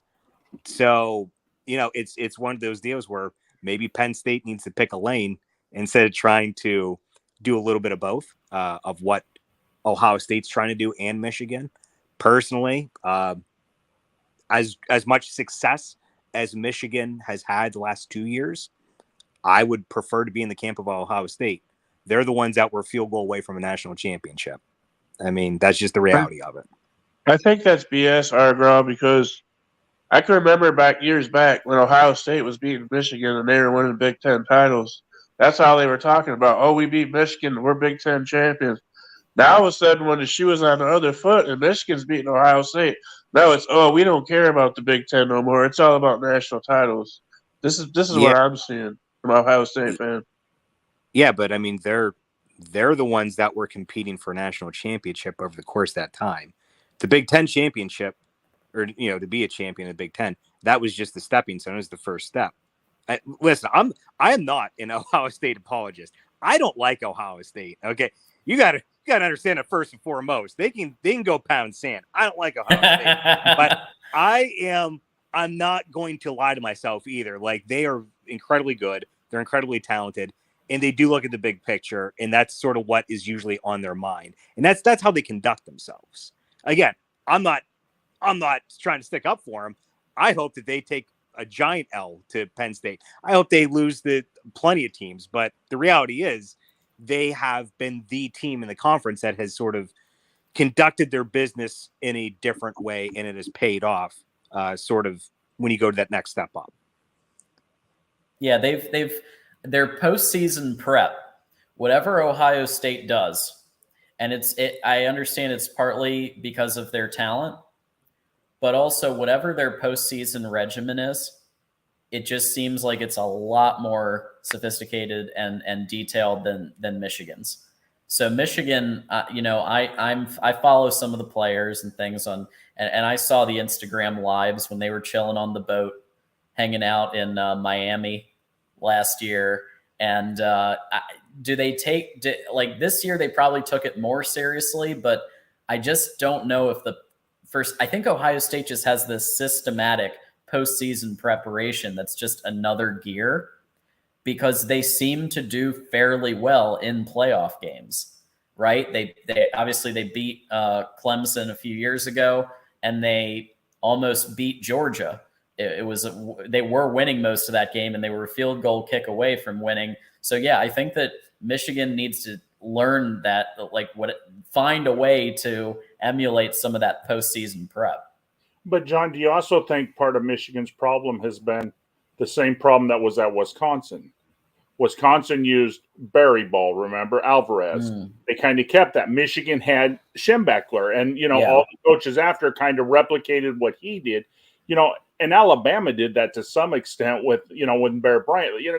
You kind of try to keep doing the success, but unfortunately, the game has changed so much, and Ohio State kind of adapted to that because they got Urban Meyer, which was a different type of coach. They've had different coaches in to change the system, where Michigan was still doing so well with the old system, and it was enough to win the the Big Ten, that it was kind of hard for them to get away, kind of like Wisconsin was with Barry Ball. And now they finally decided that, hey, Barry Ball is going to win us games, but they're not going to go any further. Yeah. I think that while I wouldn't call what our offensive philosophy is Barry Ball, I would say that in the past, especially the last 2 years, Harbaugh was gearing up to win the Big Ten, like you said. So he went back to Stanford 09 offensive playbook because speed and space wasn't working. Okay. So we saw that in 2019 and especially in 2020, almost lost to Rutgers, that speed and space wasn't working. So you go to a Stanford 09 more ground and pound playbook, but now Harbaugh has said that he has moved the offense from 60-40 run to 50-50 balanced. And JJ himself has been pushing for more deep passing route concepts in practice, because at the end of the day, they want to get him to the NFL and be a first or second round draft pick. They want to show Underwood what might the 2025 top quarterback recruit that may commit to Michigan. We'll see. But in order to get the number one quarterback, you gotta put it on the field. So I think I'm going to take Harbaugh at his word that he's going to step up the passing. All right, guys. Hey, I got to get off of here. I got another show I'm going to hop on before my show. But nice talking with you guys and great show tonight. Thanks, Todd. See you, Jeff. Appreciate you. Thanks, Jeff. All right, so we got one more topic that I have. Actually, two more. So first of all, we've got Rutgers, everybody's favorite subject. Rutgers football we try to cover everything on this show as a Big Ten show. Big recruiting weekend, 3 new commits for them. They were really pounding the pavement hard this weekend, and they got an offensive lineman, Rainer Andrews, 2 defensive ends, and we had a reporter who last week from Rutgers Wire who said that Rutgers is closer to being a bowl program now than when Schiano took over 3 years ago. So do we think that Rutgers has a hope of maybe getting to a bowl? Oh, boy. I mean, I don't know that much about the Rutgers program right now, but I can never give them the benefit of the doubt. Well, yeah. Well, the non-conference schedule is easy, but then again, they are going up against Virginia Tech. Oh, wait. 2003 Virginia Tech, my bad. And, oh, man, it's just tough all over. Good Lord, they don't get any breaks. Yeah, it's tough being in the Big Ten East when you've got to play every year Ohio State, Penn State. So in their schedule looks like this. You've got a couple of I think they can beat Northwestern. I think they can beat Temple and maybe even Virginia Tech. Okay, you could be looking at 3 wins. And remember, Rutgers did start hot last year too. And then here we go. And we've got your stretch of, other than the Wagner Seahawks randomly in here, you've got Michigan Wolverines at Michigan Stadium, Wisconsin at Camp Randall. Those are going to be tough for a Rutgers team that's kind of struggled against Michigan and struggled against some of these teams. So they have a tough stretch, but then look, Michigan State, they can win that game. They can win that Michigan State and Indiana game. So then you're looking at maybe a bowl. You know, they're probably going to lose most of these. 5-7 for Rutgers. You know, they've struggled to get past that 5-win ceiling, right? But look at this. So these games they might lose, but Maryland, you never know. And then look, you're 6 wins in because you've got Northwestern, Temple, Virginia Tech, Wagner, Michigan State, Indiana, and then you never know. Maybe you win one you're not expecting to. But I see a path with this schedule to 6 wins. There's a path. Yeah. Well, that Maryland game is another toughie because they're gonna have to deal with his little brother Toluya. That's right. As are we all. We've already had the conversation on here different times that Maryland is a good team. They're an incredibly tough team. They're a talented team. Their issue is, for some reason, halfway through the year they sort of run out of gas, and they do play them at the very end of the year. But I think Maryland's going to be too much for them. But with that said, yeah, there's a path to 6. It's there. They have to win against Virginia Tech. But it's there. They can. I don't think anyone here is thinking that Michigan State is going to have a very good season. And Indiana is not a good team. So, yeah, they very well could make it to a bowl. So maybe Rutgers Wire is right. We'll see. Yeah. I mean, Max Patterson, a wide receiver for Rutgers, did go to my high school, so it'd be good for him. There you go. I don't think they're gonna. I don't think they're gonna beat Michigan State though. Even though Michigan State's gonna be bad this year, I just don't think they're gonna though. But I do think they'll beat Indiana though. Indiana and Northwestern and a couple other teams. Michigan State, the game is at Rutgers, so that's why we're thinking maybe Rutgers can pull that one off because of Also, the their homecoming. Yep, it's the homecoming game. Yep. So it's a noon game. We'll see. Yeah, I don't think it's crazy to say 6-6 for them. I don't think it's, like they're at the point where they should be. Like the man has been there 3 years plus, right? Let's get to it. I mean, they did get to a bowl once before, but it was the BS. Like they were the substitute, and they were a 5-win team. So I'm talking about legitimate 6-win bowl eligibility. But so there's that. And then my final topic today, and we can keep chatting as long as people continue to want to show up. My name's John Diadamo.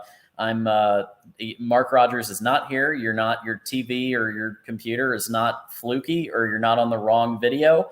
Mark is taking a well-deserved vacation after running 25 channels and everything else. He is going to take a couple of days at various points in June off. So I'm hosting tonight, and we'll have a few others like that throughout the month.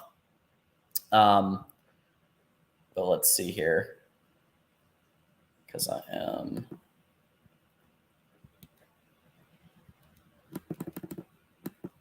All right. My banners are giving me grief. Good grief. Yeah. So, yeah, I guess we can... Yep, there we go. Okay. Yeah, StreamYard is being funny. Yeah, here we go. Sorry about that, guys. Okay. So I didn't hear no bell. This is our final segment that we do during panels. It's called I Didn't Hear No Bell. Comes from Rocky and South Park, who took it from Rocky. Yeah. And so I want to ask you guys, I bet it's because I was sharing screen. That's why I was lagging.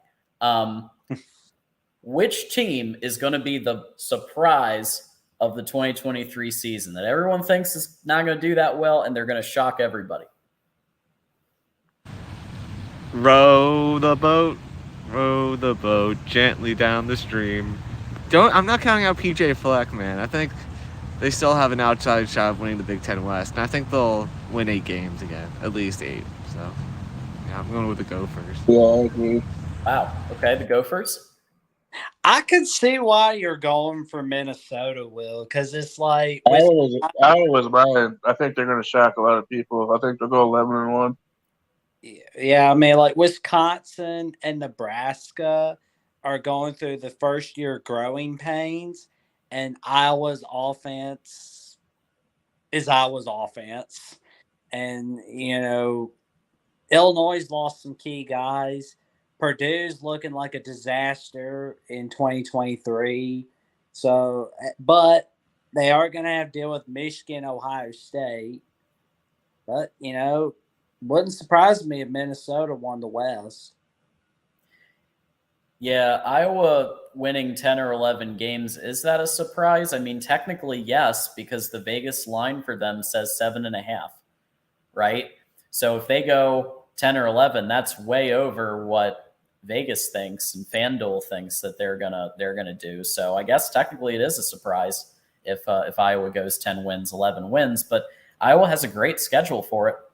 They aren't playing as many Big Ten East tough opponents, and they're geared up for 10 wins. I know we've done the schedule a couple times with Erica Goldberg when she's on, but yeah, like you easily see 9 or 10 wins on there, and maybe 11 if they win. I think they have a shot at beating Penn State, and I know that people disagree with me on that. It's a hot take, but I think they could. Because Cade knows how to beat Penn State. Eric All knows how to beat Penn State. The defense, I think, can beat Penn State. And that one will be a tight game, but I think Iowa could pull it off. I'm going to say I'm going to completely ignore that Iowa bit there, John. But, fair enough. So I'm going to move forward with the whole surprise in 2023 bit. Nebraska. I'm going Huskers. I'm not saying that they're going to win the West. I'm not saying that, but I am not going to say, oh, they need they need a couple years before they start really finding some success, before they start winning some games. Now, Roll is a very good coach. Not only is he a very good coach, he is in the weaker division of the two. And on top of it, it's not like he is building from scratch. The Huskers had quite a few games where coulda, shoulda, woulda, got away from them. It was a one-score game, very close. Starting off with Northwestern, that was 31-28. Then they lost an out-of-conference 45-42. And then they lost to Purdue, and Purdue was a front runner, in the West the entire year. They lost them 43-37. They lost to Minnesota 20-13, one-score game, and they lost to Wisconsin 15-14. They're right there. And now they have a coach who's very good, and is a stark contrast to Frost, who was not good at all. So I think they're gonna win some games. They're definitely going to be bowl eligible, but they're going to be in the hunt. They're going to be in the race for the West. I don't think they win, but they're going to have a lot of success. Yeah, and they based on their schedule and what we've looked at with Nebraska, and we've had John Johnson on the show a couple of times from Corn Nation to talk about this. That with Jeff Sims under center. And I will say this, and I know we're not supposed to take a lot from spring games, whatever, but the difference between how Nebraska looked and Wisconsin looked in the spring game was notable. Nebraska's looking decent. They're looking, I know they weren't perfect, but they looked way more physical, which is the key thing that Rule needed to do right away. He needed to bring back the physicality, old school Nebraska physicality. He brought back a fullback. There is a fullback in the offense. So Nebraska's going all in on the Big Ten physicality side of things. And I think that that's going to play well in the Big Ten West. So they could potentially do better than I expected and get to a bowl, maybe more. But I still have them at 6-6 was my prediction originally. I'm going to stick to that, but I wouldn't be shocked if they do better. Yeah. I have Wisconsin and Nebraska both going 7-5 this year.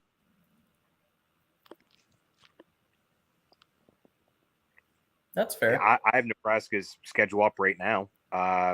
They open with Minnesota. That's obviously going to be a tough game. Minnesota's going to be good. So excited about that Nebraska-Minnesota game. That'll be a good one. Fantastic. I think it will be. Then they play Colorado. Oh, man, big noon kickoff. Yeah. Oh man. Yeah. So I think they're probably just, even though Mark's the Voice of College Football simulation, for those of you who watch that, I didn't watch the whole thing, but I just skipped to the end and looked at the score. But Colorado beat Nebraska in the simulation. But I think it's going to be the opposite way in real life, and I think Nebraska is just way more physical on both lines. And John Madden always said, football games are won on the lines of scrimmage. Yeah. And at the end of the day, Nebraska is going to beat Colorado up because they're still in a massive organizational turnaround year one, and they have a long way to go compared to Nebraska. So I think Nebraska is going to beat them pretty handily. I can see, I have the schedule up. I can see them winning 8 games. You've got Colorado, that's 1. Then you have NIU the following week. That should be 2. You've got the Louisiana Tech Bulldogs. I'm going to say that's probably 3. Yeah. They could potentially pull one over on Illinois. Illinois did lose some talent. They did. I'm not going to say that's a win, but it's a possibility. Then they've got Northwestern, and they've got 2 weeks to prep for them. That should be a win. They knocked off, or they were close to knocking off Purdue last year. It's a home this year, plus it's their homecoming. Yeah. Then they have Michigan State, and then they have Wisconsin, who they beat last year. And I'm not going to say that they're going to beat Iowa 2 years in a row, but they did go to Iowa and they did beat them last year. That's the thing they did. Yeah. So take that for what it's worth. That could be like an 8-win season for them. And for Nebraska, considering what they've been like for the last decade and a half, that's a huge deal. Wasn't Iowa running Alex Padilla in that game though? Like Petrus went down. Wasn't that the game that Petrus went down? Padilla was in, or maybe he got benched. I forget. But Padilla went in having no opportunity to start and have starting reps the whole year, and he got thrown in, and it didn't look very good. So I mean, I feel like that was an anomaly, and if Cade is healthy at this point in the season, it'll be a different game. Yeah. And again, like I said, I'm not going to say that they are going to go in and beat them 2 straight years, but I think they do put themselves in a position where maybe 8 wins is a real possibility for that team for year 1 under Matt Rule. Yeah. I'm going 6-6. I wouldn't be surprised if it's 8-4. Wouldn't be shocked. It would be extremely impressive year 1 after how Nebraska has done the last 5-6 years. They've a 3-win program on average. So going from that to 8 wins year 1 would be one hell of a statement. Yeah. So what we're going to do now is we're going to do final thoughts and where can people find you on the internet. For those of you who are comfortable sharing that, you can also say, you just find me in the chat, whatever. I don't care. So we're going to start with a friend of the show, Jason Moose. Final thought, and where can people find you? I do have a social media now. I'm on Twitter, so if you guys want to follow me, that would be great. I'm looking for more followers. It's my name, which is Jason with a capital J _ Moose with a capital M 313 at Twitter. And enjoyed talking to you guys today, as always. Thank you, John.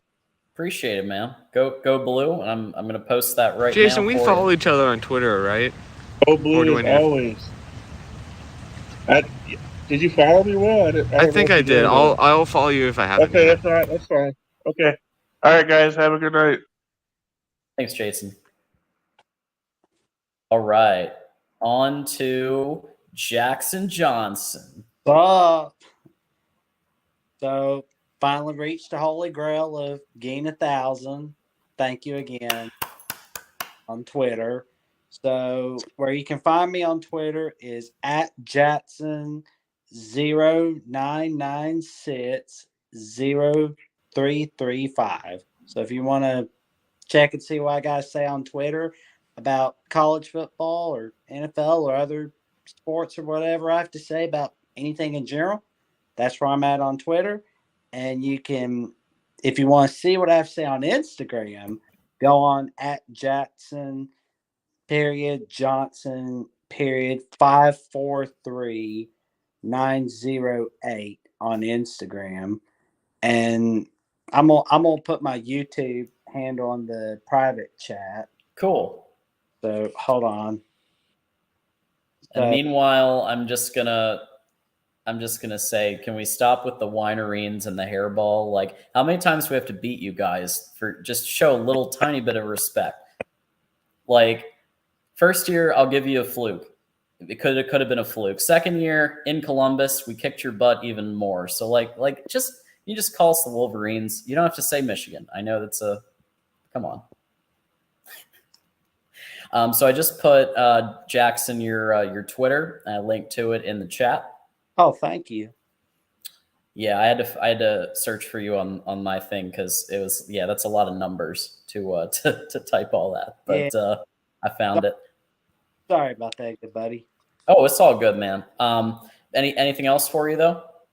That's about all. All right, man. Well, we appreciate you as always. I just hope that Tanner Mordecai isn't thinking too much about Margaret. Those who watch regular show know what I'm talking about. Oh, classic show, by the way. If you guys haven't seen regular show, classic show that Jackson grew up on. Old Mordecai check it out. On those pits going, need more Margaret. All right, man. Well, we'll see you next time. I'm sure you'll be around, and Thanks for coming in for my birthday show. Thank you for having me on. Enjoy the rest of your birthday and your birth week, man. Thanks, Jackson. And Anytime. Sorry. Argral, we'll go with you next. Yeah. Not throwing any shade at anyone. I'm not a twit, so I don't tweet. I don't do the whole thing, so I That's don't. Fair.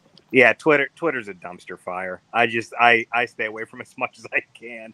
But obviously I stick around here between watching the shows, being on the chat, calling every so often. So you can catch me around there. I will say, good for Jason. It's good to see that he's a big Penn State fan. I mean, that's the only thing I can think of when he says "Go Blue," the blue and white. So good for you, Jason. That closet Penn State fan. Very proud of you. I think that's great stuff. But with that said, good show, good panel, good discussion, good topics, and again, HBD to you, man. Happy birthday, John. I appreciate that. Thanks, Argral. Yep. All right. See you next time. And we're down to you. You started the show. Yeah, you did the whole thing, marathoned it. So I figured we got to give you the last word, last final thought for us.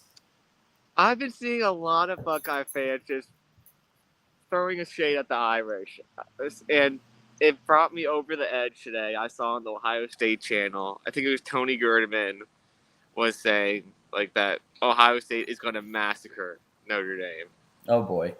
And I just cannot agree with that. Okay, I'm not even taking off my Notre Dame hat off. I think the Just game's looking at it as an objective college football analyst. I think it's going to come down to the last possession. I don't know. Good. We might win. The Buckeyes might win. But I feel like with our secondary, especially our cornerback room, top 5 in the country. Ohio State, their guys are Marvin Harrison Jr. He's an elite player. He's going to make some plays. But I feel like our secondary should be able to limit it a bit. Our run game is going to be just as good as it was last year, but we won't have to rely on it as much with Sam Hartman and year 2 of Chancey Stuckey at the wide receiver, with the wide receivers that he's made into from like bad 3-stars to like great players, and he's also brought in some great players as well in the wide receiver room. I mean, they're young, but those guys are going to be NFL players. It's going to be a great game. Just you don't have to just throw shade at us all the time. At least look at our roster. At least look at the highlights from last year. We do have great players coming back. What week is it? I don't have the game memorized as far as when it is, but I believe it's week 3 or 4. Okay, yeah, that's still going to be early for McCord. Yeah. Assuming it's McCord, it might not be, but assuming it's McCord, that's going to be early for him to get a sense for the offense, especially if that line isn't doing that well. Could be a long game for both sides. Yeah, should be a heck of a game. Just you don't need to act like you're better than everyone else, Ohio State fans. I'm being nice. I could be more mean, but I'm being nice. This is John's birthday. Oh, thanks for that. Yeah, well, we stir the pot quite a bit anyway, so it is what it is. But Will, I appreciate you being on. And where can people find you on the internet? You can find me at Will ND on YouTube, Marcus_Air on Twitter. I've been more active on Twitter recently, but I'm going to try to start posting to the channel more now that it's summertime. Absolutely. Well, we're excited to see that and everything that you're going to post. Follow Will on Twitter. I'm going to try to get like experts on teams and preview, so that'll be fun. I'm going to try to do that. We'd love that. Yeah. I just need to get my computer fixed up. Well, keep us posted. I just posted your Twitter right there, so everybody give him a follow on Twitter.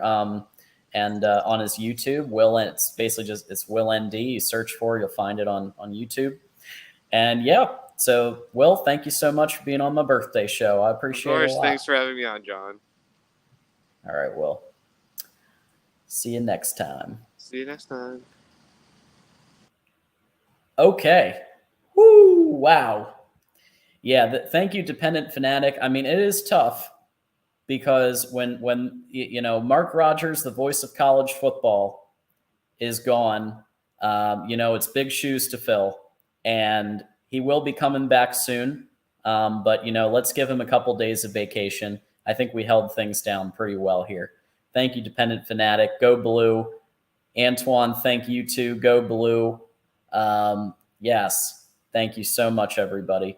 I have a couple of housekeeping to get to, if you'll indulge me on some of what we are offering here. We got, when you're shopping, doing your shopping on Amazon, and we know Father's Day is coming up, 4th of July is coming up. Probably going to be searching for all kinds of things on Amazon. Just use Mark's link because he gets a couple of bucks. It supports the channel, and it takes a second of your time to bookmark that thing and click it instead of just going to Amazon.com. So, like, when you ask ways to support the show for no money or very little money additional, well, if you're already doing Amazon, you might as well just click Mark's link. It's a great thing, and it helps out a lot. We appreciate our sponsor, Aura. Get your 2-week free trial of Aura. Protect yourself. Internet's a scary place. Protect yourself. And it helps the channel a ton if you get a 2-week free trial. So check that out. Join our Patreon and Discord and talk college football all the time. Go to patreon.com/MarkRogersTV. I'm actually going to be, for those who are Patreon members, I'm going to be doing a hangout after this. And we'll get a couple of people in there. And it's going to be Patreon only. So join the Patreon if you want to be part of that. Or if you're a YouTube member, just hit me up if you want to be part of it as well, and I'll add you in as well. Just let me know. But talk college football all the time, and it's only $5. Or you can do a YouTube premium membership starting at $2.99. Either way, we try to keep the offerings similar just to help Mark out. I mean, the stuff what he's been doing and what the other hosts have been doing too. Look at what Tim and Rick did last night. I mean, did we all see that show with Anthony Munoz? I mean, did we all see that? Okay, so this is the caliber of show that we do, the guests that we try to bring on, and so any way that you can support, we would really appreciate it. Shop the merch store. So again, it's Father's Day coming up. There is something for everyone on the merch store. You've got embroidered aprons, you've got shirts, you've got hoodies, you got everything. Check out the Mark Rogers Voice of College Football merch store. Get yourself some merch. I mean, why not? It's the season. I'm gonna put it right here in the chat. Just check it out. Shop the merch store. Boom. Casey Mallory, we thank you so much for coming by today. I know you usually hang out in the Iowa show as well, and we appreciate that, but thanks for coming on. Corey and Mark are my favorite hosts, and yeah, I mean, they're at a whole nother level. I just started doing this not that long ago, so I mean, they've been putting in the work and the time. You know, Corey's awesome and he's super knowledgeable. You know, he was out of town. I actually called him and said, hey, you know, would you like to be on the show? But he's out of town. But I'm sure that there will be a future week where he hosts a block. I'm probably going to take some time, you know, and go on business trips and other things. So we're going to, you know, it's not always going to be Mark at 6 and me at 8. It usually will be, but there's going to be weeks where we shake it up. So we do appreciate that you came by, Casey. Let's see. The Irish secondary is kind of a concern. If they can hold up, they can beat Ohio State. Yeah. I mean, it's going to be hard for Notre Dame to win that game, but Ohio State is a big question mark at quarterback. We know that. We know that the O-line is questionable. We know that the defense has just started improving. And so they're a team that's still in the improvement stage. Notre Dame is too. So therefore, it's possible. It is possible. And it was a good game last year, and it'll probably be a good game again.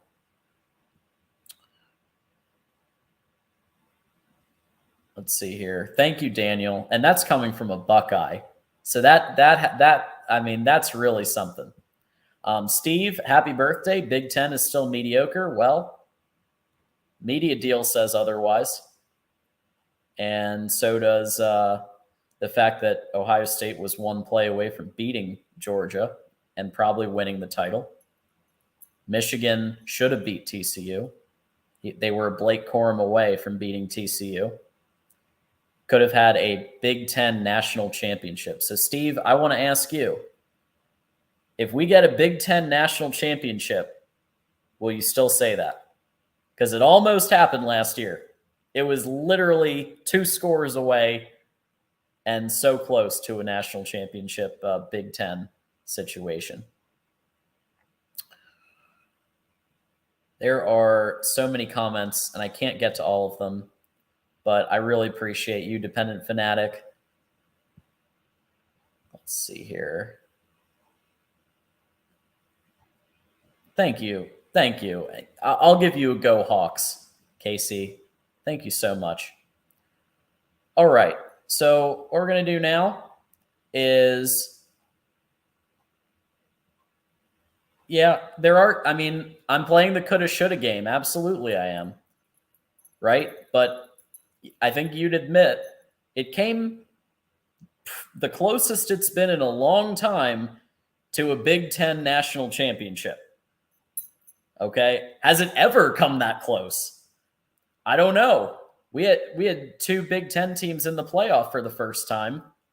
Normally it's 2 SEC teams. It was 2 Big Ten teams this last time. Just saying. But yes, Michigan still lost. I get it. Ohio State was winning the game for most of the game. And then obviously we had that midnight kick that failed, and Georgia won the game. I get it. Coulda, shoulda, but that's the closest we've gotten in a long time to an all Big Ten, if ever, all Big Ten national championship. Michael Campbell, Notre Dame shut down C.J. Stroud in week 1, and that wasn't at their best. Yep. And look, C.J. Stroud has struggled in games, but I will say this. Ohio State got a tough physical win. And Mark Rogers, voice of college football, he said this too when the game happened, that Ohio State needed a win like that, a tough, gritty, physical win, and they got it. And that, I think, gave them the confidence to get through their season.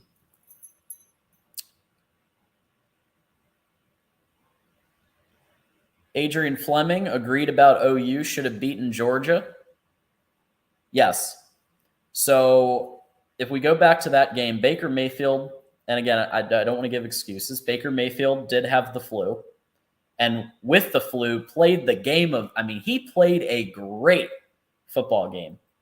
I don't know. Could any of you do that with the flu? I sure couldn't. And it went to overtime, and Georgia, to their credit, they pulled out the victory. But OU, that was a very good football game. One of my favorite playoff games.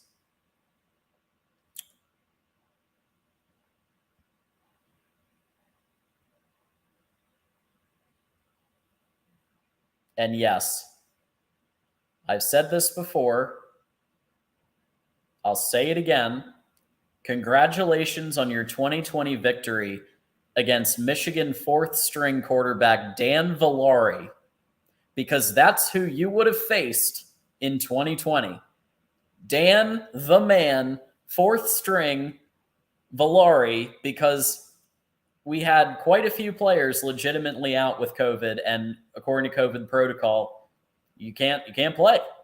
So it would have been Dan Villari under center. So congratulations on your 2020 victory. There you go. Okay? How do you feel about that? Erica Goldberg, friend of the show, came by. Thank you so much. Thank you very much for stopping by and wishing me a happy birthday. Very nice of you, Erica. We had a great panel today. Definitely listen in. It was good stuff. There's some really good, knowledgeable people on there and content, and really proud of this show and what we've been doing. Let's see. That win was on a QB play by Notre Dame. So I don't want to hear about Ohio State's gritty game. No, they did have a gritty game. They did. I mean, that was a tough physical win. When Ohio State was when everyone was questioning Ohio State's physicality after the Michigan, when Hassan Haskins just ran it down their throat over and over and over again the year before. So I think that was a moral win for Ohio State too, to get that kind of tough, physical, gritty win. We want to take a few more calls? We can take a few more calls. Why not? We still have people. People still want to talk. If Talia played for Michigan, you guys probably would have won the whole damn thing. You're right. I think that's possible. Which year? In 2021? I think you might be right about 2021. 2022, JJ was, I'd say JJ is as good or better in some areas, and then in accuracy, not as good as Talia. But the wheels on JJ are extensive. All right, yeah, why not? Let's do one or two more calls. I'm going to post the link one more time. Why not? You guys convinced me. So go ahead and hit the link. We'll take one or two people. We'll chat for a bit, and then we'll wrap up for the night. Let's see. We got Golden Playbook. Golden Playbook. Thanks for calling in. How's it going, man? Hey. We've been having a pretty heavy Notre Dame show. We had Will. We had Michael Campbell, of course, always likes to rep Notre Dame in the chat. So we just keep it going. Yeah. I'm just OSU fans are trash talking me in the comments. Yeah. I'm seeing that. There's definitely, it's refreshing actually that Ohio State and Notre Dame are going at it, because so often it's Ohio State and Michigan. So at least now, we're getting some more teams into the mix, if nothing else. I honestly think that we have a chance to beat them. It depends on how our defense holds up. And we got I think we're going to have a pretty good offense. So Sam Hartman and. Yeah, I think you do. Here, let me put the link in here for Erica. Call the show. We'll take one or two more and then wrap up. So we'll bring in maybe one or two more people. We'll do a little bit of a chat. We got Erica Goldberg in the house. Iowa fan and friend of the show is here. Good evening. Happy birthday. Thank you. Appreciate that. Oh, yeah, I forgot to say that too. Sorry, man. Happy birthday. Thank you. No, that means a lot. I didn't even put two and two together when I said to Mark I'd do the show, because it was like, because he asked me because he's going on vacation. And I was like, yeah, of course I'll do it. And I didn't even think about it. Oh, it's my birthday. I can make this a birthday show. So I already did this weekend. I did Mac and Cheese Fest. Oh, wow. Yeah, that was fun. We did buffalo. I had some buffalo mac and cheese with chicken, which was absolutely out of this world. So definitely, if you're ever in Fort Myers, Florida, you go check out the Mac and Cheese Fest every year. It's a good time. But but figured do a show. So how are you doing, Erica? Doing good. On the football front, I know that Iowa had some folks on campus this weekend, so waiting to see the result of that. I know there were some offers given out, so hopefully getting a few commits. Yep. Any of note? Was it more offensive side, defenses? Was there any commonalities? There's some tight ends and there's some defense. Okay. There's one person from Michigan. Let me look up his name. I think his last name is Todd. I think it's Jalen Todd or something like that. He's from Michigan. Okay. Hold on. Let me look up. I should have done my homework before coming in. Oh, you're good. Yeah. So Jalen Todd. Yeah, Jalen 247 Sports predicts Jalen. It looks like Steve Wiltfong Bryce Marich and David Eckholt all submitted crystal balls for Jalen Todd to the Hawkeyes. Yep. And we'd be beating out, I think it's Wisconsin, and then a few other like less major schools. I think it is. Don't quote me on that. So he is the number 54 cornerback and the number 12 player for Michigan in the 2024 class. So not too shabby. Yeah, and then there was another guy from Ohio that we've offered, also on the defensive side of the ball, and I can't remember his name because it was new to me when I read it today. And then tight ends, I mean, there were a few that were offered. I think one of them was also from Ohio. I'm trying to remember. So I think they're trying to get more into Ohio from the sounds of it, in Florida and Texas, which is a good thing.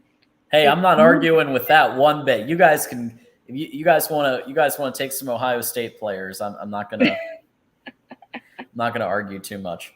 Yeah, we have some coaches who are either from Florida or worked in Florida, so we've got some connections down there that they're working on, improving and seeing what can happen. So it's exciting. And we have like a top, I think we're number 17 right now, which to a lot of people that might not sound like a lot, but for Iowa, that's pretty darn good. Mm-hmm. So I'm excited. It's good stuff. Yeah, I think Jason's right. Jason's right. Yeah, cornerback. I think he's a safety or a He's cornerback. listed. Well, that's so on 247. It's listed as a cornerback. Yeah. The number 54 cornerback in the 2024 class. Yep. So no, that's cool. And yeah, Casey Mallory's here as well. So we got the Iowa gang is strong in chat and here. And yeah, I mean, I think that Iowa always has done a good job of recruiting tight ends and recruiting defensive players. Yeah. And going into Ohio, that's a great sign that you're making some traction there. And we're also doing a good job in Illinois, but that's pretty common for the Hawkeyes. That's pretty much every year. And Indiana too. We've got some offensive linemen who've committed for next year from Indiana and from Illinois. So wow. I think we're going to take a jump. And I mean, we're not going to go from being what we were to like the best offense or anything. I have no, rose-colored glasses, but I do expect there to be some improvement. And I'm excited, I know it doesn't sound like it because I'm tired, but I'm very excited about next season. And I think we're going to take a step up here, if not a jump up, and it'll be good. I'm looking forward to seeing what happens on the field with Cade. And actually, speaking of Cade, he just came back from a camp in, I think, California, and he brought out his wide receivers and I think some tight ends with him to get some extra training. And from what I understand, the Swarm, which is our collective, helped pay for it. So was that a Jordan Palmer camp? Is that a Jordan Palmer thing? It may have been. I'm sorry, I can't remember. I just know that a group of them went out there, and it looks like they got a lot practice in, and it may have been. Not certain. Yeah, no, that's cool though. I think Cade made a comment that he was really gelling with the skill players. Mm-hmm. He's made a couple of very positive comments about Iowa's skill players and tight end room, and you got to think. I mean, part of that's probably putting a positive spin on things, but also he had his choice of programs. He picked Iowa because he thought it was a good fit for how he plays football, and I think it was a good fit for Iowa too. Yeah, Casey's saying that it was indeed Jordan Palmer. Thank you, Casey. I wasn't sure about that. Yeah, they do. Cade's. I mean, that's basically his quarterback coach. Makes sense. Personal. He's from Nevada, right? I believe so. Yeah, and then Marco Linez, who Casey probably has heard me talk about on Corey's show, if not here before. He's coming in, this coming season, 2023, and I'm stoked about him.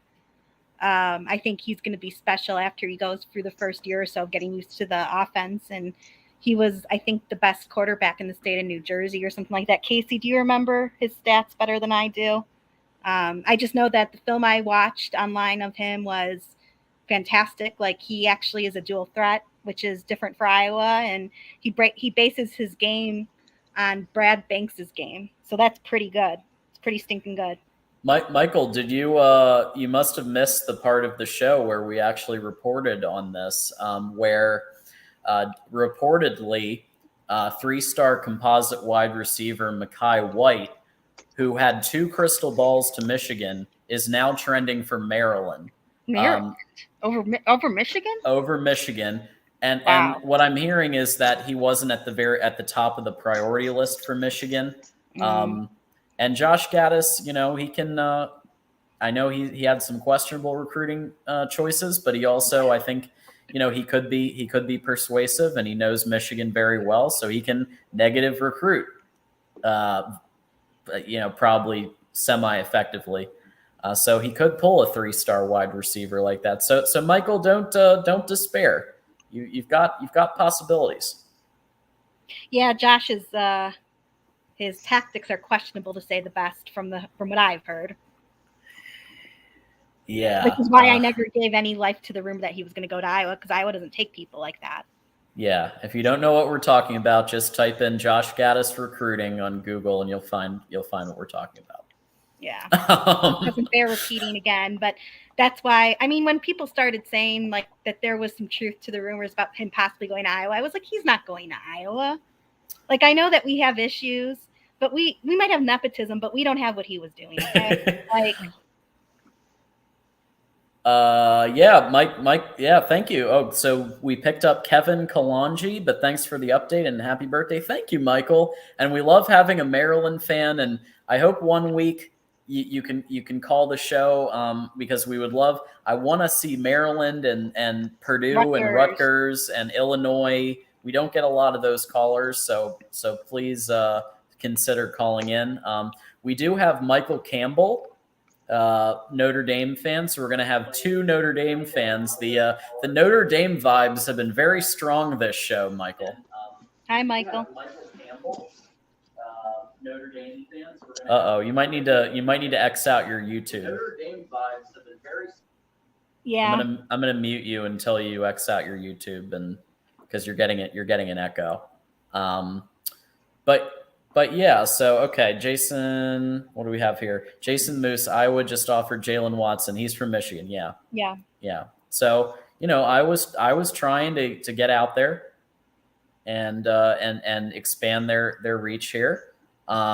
Jason just gave a $10 super chat. Thank you so much for that. We appreciate that.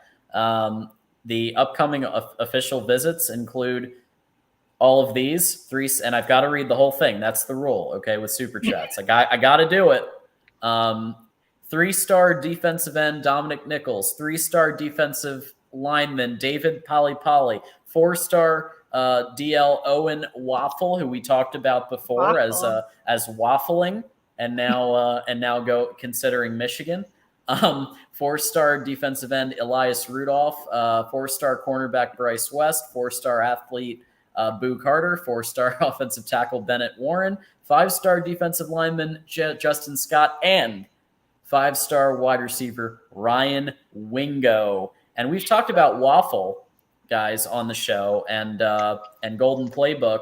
Waffle obviously was a Notre Dame commit and is now considering Michigan. And what I heard though was that, and I think it might have been from Michael. We didn't really care as much about him because we're looking at 5-star defensive linemen. So, what's your take on that as a Notre Dame? Oh, actually, he's here. I can ask him. Michael, we'll try this again. You got your audio going?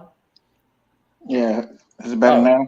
Yeah, absolutely, it is. Yeah, the echo's gone, so you're good. I was just about to ask you because Jason just gave us a generous $10 super chat, and I just listed all the official visits. Owen Waffle is somebody that we've talked about as was a Notre Dame commit, and then I know that you had some things to say about Owen Waffle, and that you were looking at maybe some 5-star defensive linemen, so you're not as worried about that. What's your take on Owen Waffle? Well, I guess Waffle was something happened with the coaches where they are thinking of changing the defensive scheme, and they wanted to go with the big guy. But there's nothing wrong with Owen Waffle himself as a player. He's a good recruit. It's just that the coaches wanted to do something different, and then I think Waffle actually wanted to do something different. So it's kind of like it was kind of like an equal thing, that mutual agreement to part away from each other. Interesting. Okay. So how many players do we think are actually going to commit to Michigan? Well, some of the players you have to take it with a grain of salt. Like the 5-star wide receiver Ryan Wingo and 5-star DL Justin Scott are probably going to get offered from everybody. You can forget Justin Scott. What's that? You can forget Justin Scott. Oh, okay. That's coming. We got that one. You got that one. Okay. All right. I'll take your word for it for right now. But I know that Georgia reportedly. So Ryan Wingo went to Georgia and apparently was very impressed by his Georgia official visit. So that one could very well go Georgia. But they're still coming. So I'd say 3-star and 4 stars, we have probably a pretty good shot. But the 5 stars, they're, like I said, they're going to get offered from everybody, and it's going to be a tough one. You know what I would love to see, and this would be something that someone who's better at math and statistics than I am would have to do. I would love to see somebody somehow work out like just how much these star ratings mean. And the reason I say that is because Iowa usually doesn't get a lot of 4 and 5 stars. We get some, but not like to the level of like a Michigan or Notre Dame or Ohio State or anything like that. Yet we end up getting a lot of NFL people, like people who go to the NFL, and we have top defenses every year despite getting mostly 3 stars and some 4 stars and maybe every once in a while a 5-star, like AJ Epinesa and Xavier Wampa was, I can't remember if he ended up being a 4 or 5-star. I think 5-star by some and 4 by others. But anyway, I'd love to know the math and statistics on that because I have a belief that ratings aren't everything. And I think that they're kind of overblown in some cases. I'm not saying that it's, star ratings are garbage or anything like that because I don't think that either. I just don't think it's as big of a deal as some people maybe make it. Yeah. So I don't know, maybe do like, not you necessarily, but someone, it would be interesting to see someone do some statistics about, okay, do all these 5 stars pan out? Do all these 4-star pan out? Like, right? Yeah, you need to look up it's called the blue chip ratio that they took back to I think about 2000 of the national championship winner, and that will rate the 4 and 5 stars what you need in percentage to win national championships. Yeah, because I mean Iowa is not somebody who wins national championships. I mean we have, but we not in recent history at all. And the thing is that we do. I feel that we do more with less. Yeah, there's a lot of teams that do more with less. I would say like a Texas Tech. They are known to have a lot of 3 stars, but they actually produce a lot of wins within the wins that they can by development. Yeah, I mean, I'm not saying that like we're the only people who do it. That's not true by a long shot, and I know that. But I'm just curious to know like what the statistics, like you said, the blue chip would be when you look at a place like Iowa where we consistently every year have NFL drafted people, and we had 2 first-rounders this past time, so and they both started as like 3 stars. Mark Rogers, voice of college football, is joining the chat from vacation. So there it is, 40%. He said 40% of 5 stars play in the NFL over 40, and then 12 to 15% of 4 stars play, 3 to 5% of 3 stars play. So when you're looking at NFL, then that's and that is a metric that I think people you got to take into consideration, because at the end of the day, all these players want to get to the NFL, and the NFL is kind of like the the promised land and where everybody wants to go. So 5 stars have a better shot. But the blue star ratio, the blue chip ratio math has to do with more about winning in college versus this statistic. Okay. That's what she's looking for. She wants to win in college, not at NFL. Friend of the show, Daryl MVP is joining us right now. Daryl, thanks for coming on. Oh, thank you, John, and happy birthday to you. I appreciate that. Yeah, I mean, we're hearing about blue chip ratio and all that stuff, and I mean, listen, would it shock you the teams that have the best blue chip ratios? Your Georgias, your Ohio States, your Bamas, Clemson. Waiting for that to hear that. I knew that was coming. Yeah, waiting to hear that. Listen, in order to win college football games, you have to be good at recruiting. I mean, this shouldn't be breaking news to anybody that's listening. And the problem is it's a self-fulfilling prophecy. Anybody can go. You get more blue chip players, you do better on the field, which means you're going to get more blue chip players the next year, and so on and so on. And what I think is starting to happen is, if you're a player coming up through the ranks, would you rather take $70K from Alabama or $40K from Iowa? Well, while it's a $30K difference in favor of Iowa, you go to Alabama, you're going to get some of the best development. You're going to have a great head coach. You're going to play against some of the best players. So in the short term, you're going to lose money, but in the long term, you'll probably gain money. Yeah, I mean, unless you're a player like like next level, and I forget, Erica, I'm blanking on the 49ers. Kittle. Oh, yeah. I wonder what the star ranking of Kittle was in the. He was 2 or 3 star. Yeah, 2 or 3 star. So if you're really good, then you can obviously go to a school where you're not going to be potentially washed out. Well, the thing about Kittle, though, to be fair, is that he did a lot of his development once he joined the 49ers. I mean, let's be fair, but he did a good job at Iowa, too. He didn't do a horrible job or anything, but he became who he is with the 49ers because of the way they coach. Right, but I mean, John, you can point out players and say they had low recruiting stars and they're doing in the NFL, but the exception doesn't break the rule. If you're a 5-star, the odds of you going into the NFL and being good is great. Yep. I mean, Cooper Kupp, I believe he was a 0-star. I don't think he even got a ranking. Does that mean Alabama should get every 0-star out there in the country? Absolutely not. I agree, and Mark is backing you up here. But I will say that there is merit to. Let's be real. Let's agree on this. Alabama and Georgia, because of the sheer amount of 5-star and 4-star talent at pretty much every position, it's really hard to get playing time, right? Oh yeah, you're absolutely right. So some of them are going to spin out, and they might actually be really good, but they need their opportunity to shine, and then they might pick an Iowa. But the thing is, if you're a backup for Georgia or Alabama or Ohio State, why not be a practice player for a year? I mean, if you're a practice player for Ohio State, that's better competition than you're going to see 90% of the season. So let me put in a counterpoint here. What about people like Xavier Wampa and AJ Epinesa who could have gone anywhere in the country? Well, they came to Iowa. I don't know about their specific situations, but it goes back to, I mean, family ties is always an important value. Cultural fit's another one. But there's always exceptions to the rule. But you look at recruiting lists year in, year out. I mean, Notre Dame's always up there. Michigan's usually pretty high. Oregon's good. I mean, Mark, glad you pulled up his list. I mean, there's a reason those teams are usually at the top. Florida's pretty high up there. Miami's still high up there. I mean, yeah, it just is what it is. It's unfortunate, but the Big Ten's problem is they've got great fans. They've got great brands. They care about football, but they don't have any good players compared to other parts of the country.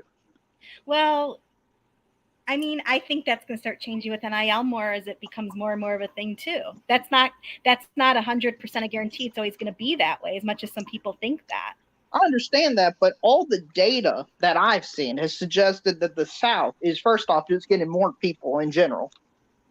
And then second off, if back to what I was saying, you're going to have an exception or two, but that's not going to change the general rule. I don't think NIL is going to be this thing where a TCU, a Texas Tech, a Nebraska, or a Wisconsin's going to break the top 5 in recruiting. Now, might they get a 5-star player here and there every 5 to 10 years? Yes, that they wouldn't have got before NIL. But I still think the biggest factor for these 5-star players is getting to the NFL. Because why make $70,000 in 1 year when the next year you can make millions of dollars? Yeah. What are you laughing at, John? This is USC will take the real MVP as a walk-on. There you go. Oh boy. No, I just my whole point of all this, just to be honest, was like you wouldn't think that Iowa has some of the highest number of NFL players who've been drafted, but they do.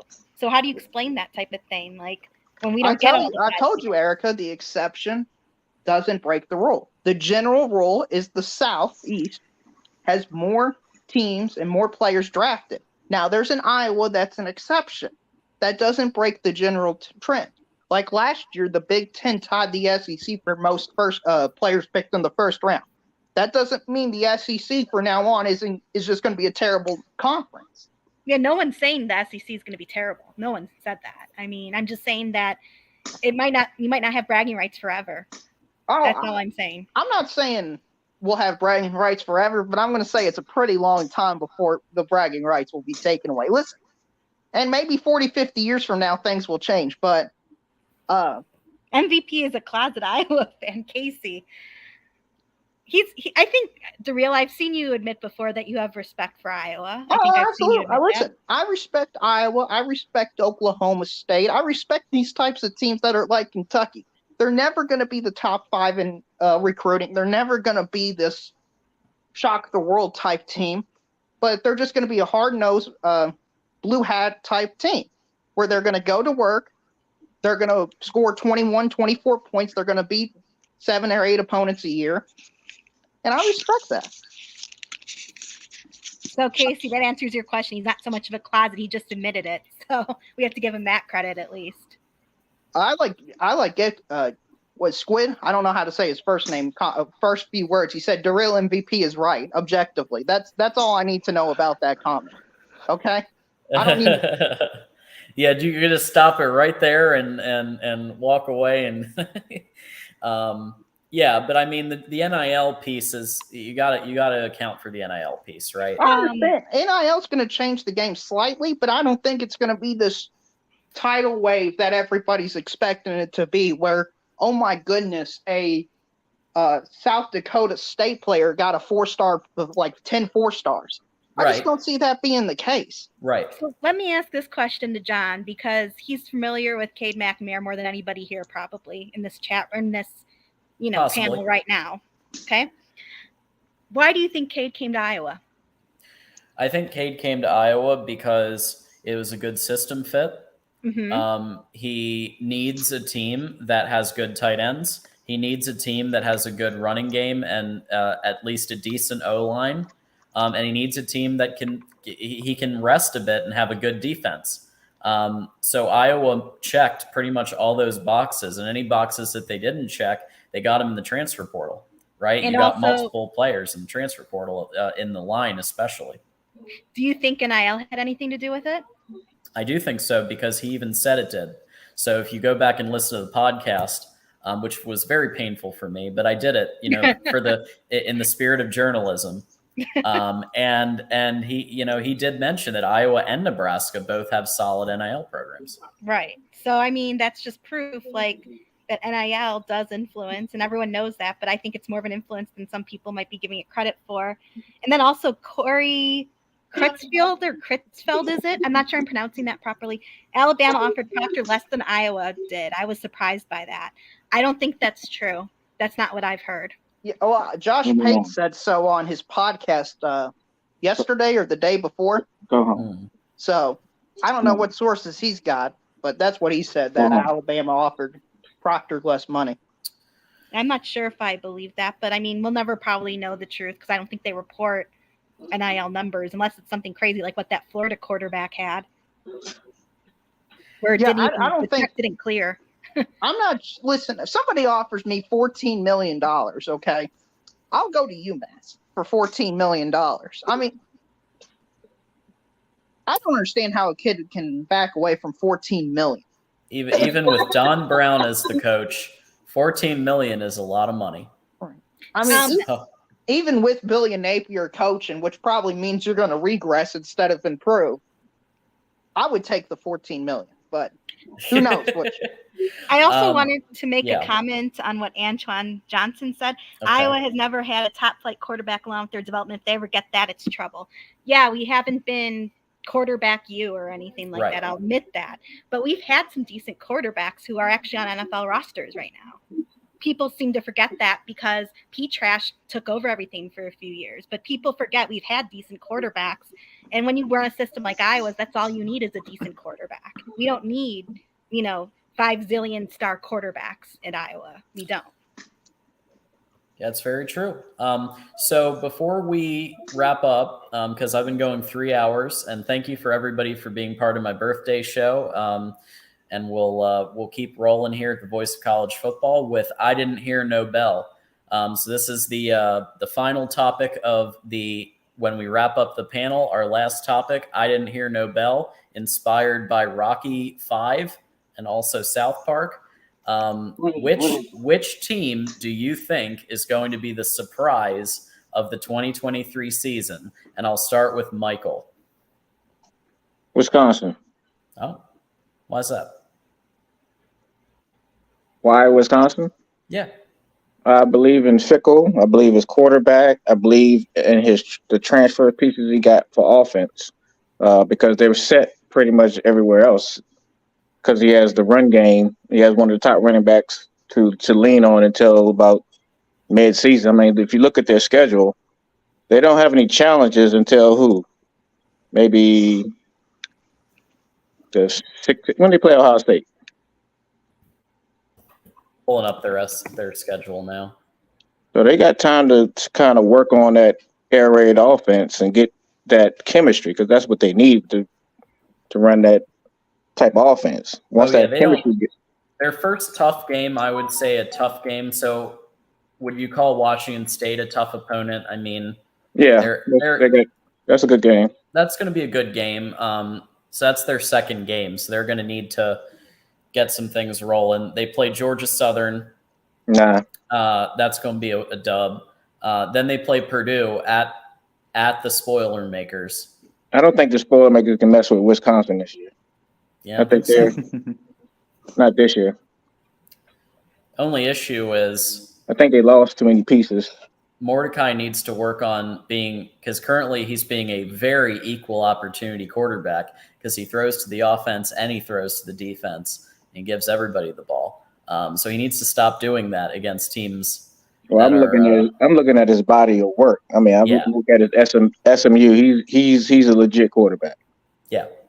He just needs chemistry. That's just working with guys over the spring, and just like Sam Hartman has to do, to get better. Right. And Porter does make a good point. Georgia Southern did beat Nebraska last year. Very true. Yeah, that's a different Nebraska. Very different Nebraska team, but yes. Matt Rule's here. Yeah, that was Scott Frost with 1 foot out the door. Yeah. Scott Frost should have been out the door. He should have been out the door a long time ago. They tried to sell that man for like 3 years. And he's still in football for some reason.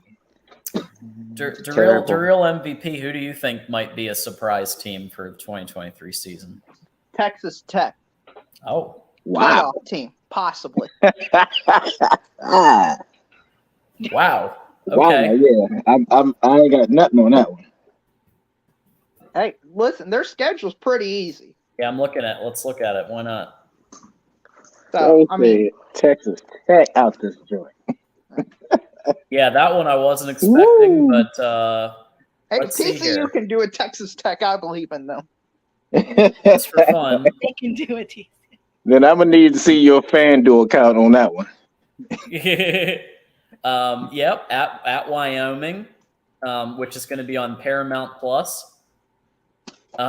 So check your smart TVs and your apps for that one. Then you've got now they're going to have a tough game here. Even though it's at Lubbock, they are playing the Oregon Ducks as the second game. That's going to be a tough opponent. But then they have nobody, and then they have sort of nobody. Sorry, Joey, but let's be real. Neil Brown needs to get fired. And so Texas Tech could win that game. Houston, okay, here we go. Now we've got some games, Baylor, Kansas State. But yeah, Darrell, I can see your point. There's quite a few winnable games on the schedule. Right, and they've got a TCU type schedule last year where they don't have anybody real difficult. I mean, even Oregon, I think they can beat Oregon. I mean, it's at home. 2 seconds ago. I mean, I don't see TCU being the way they were last year. Kansas State without Deuce Vaughn, who knows where they're going to be. they play BYU, UCF, and Houston. So they're playing 3 of the G5 teams. Baylor, they're playing them on the road. Baylor lost to Air Force and Air Force was the better team, and Air Force wasn't particularly great last year. I know they had a good record, but still. Honestly, their hardest game might be on the final week of the season at Texas, and who knows where they're going to be. I mean, that could be a undefeated versus undefeated matchup, or Texas could be 5-7. 5-7, yep.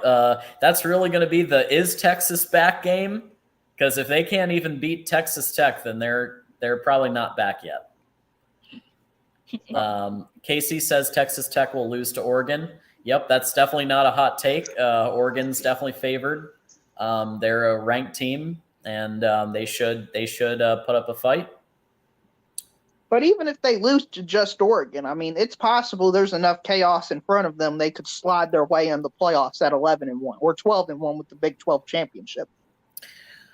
I'm gonna break out this. Just respond to Darren real quick here on the check down Cade. And listen, I'm a Michigan fan and I'm a Cade fan, and he is check down Cade more often than he's not check down Cade. He runs the offense. That's not a bad thing for Iowa. He runs the offense very well. He's a great leader. And guess what? He hands the ball off great. If you have a great running game, you're good. You have great OL, you're good. And yes, he can throw it. And he can even throw it, 30, 40 yards if he needs to. But he's definitely better with the short yardage throw in terms of like throwing to Eric All and Luke Lachey on either side. That's pretty much you're going to get a connection 9 times out of 10 with those two as your tight ends. So I understand. Erica, what's your surprise team for the 2023 season? Well, I'll say I don't think it's going to be Wisconsin. If that quarterback throws like they did in the spring game, that looks a lot like P-Trash to me. So I think that Fickle will pull it off, like maybe his second season at Wisconsin. I just don't see it for next year. I think he needs to put all the pieces together. I think his defense is going to take a step back from what it's been. I don't think it's going to be your typical Wisconsin defense. And this is going to be me rarely being a homer, but I think Iowa's going to surprise a lot of people. I think there's a lot of doubters, and I think Iowa plays very well when they have a lot of people hating them. And I think that people are going to be surprised. And if that's me being a homer, fine. I'm not usually a homer because I have criticized Iowa Lord knows how many times on this show and on Corey's show. So I'm not normally a homer. But I agree. This time I will be, because I think now, are they going to knock the socks off of people with Brian Ferentz still being there? Maybe not, but I think they're going to do a heck of a lot better than people think. I'm not saying they're going to any playoffs necessarily or anything like that. I do think they're going to win the West. I don't think it's going to be hard because, they have their schedule is pretty easy. We're not playing Ohio State. We're not playing Michigan. We have a lot of winnable games on that schedule. I think the only one I'm scared about is Penn State, and I think we have a chance in that game. I don't think, I think it's going to be very close. I don't think Penn State's going to kill us or anything, but I think that we're going to surprise a lot of people this year, and I can't wait for that to happen so everybody can stop, hating. I'm very excited about that. There you go. And Golden. And I also think Nebraska is not going to get out of their slump. I think Colorado's not getting out of their slump. Don't have any faith in them. You don't think Nebraska could go 6-6? I can see them going 6-6 with what Rule is doing there, and their schedule definitely has quite a few winnable football games on there. They play a Colorado team that's kicked out 60 players. They're definitely playing quite a few teams that they could do. So I could see 6 wins. I know Nebraska's not your favorite. Well, I don't know their schedule enough to be honest. I think though I will say that I think if they win a bowl, they've done a good job. Or if they get to a bowl, they've done a good job for Nebraska. Because Golden Playbook, what's your surprise team of the 2023 season?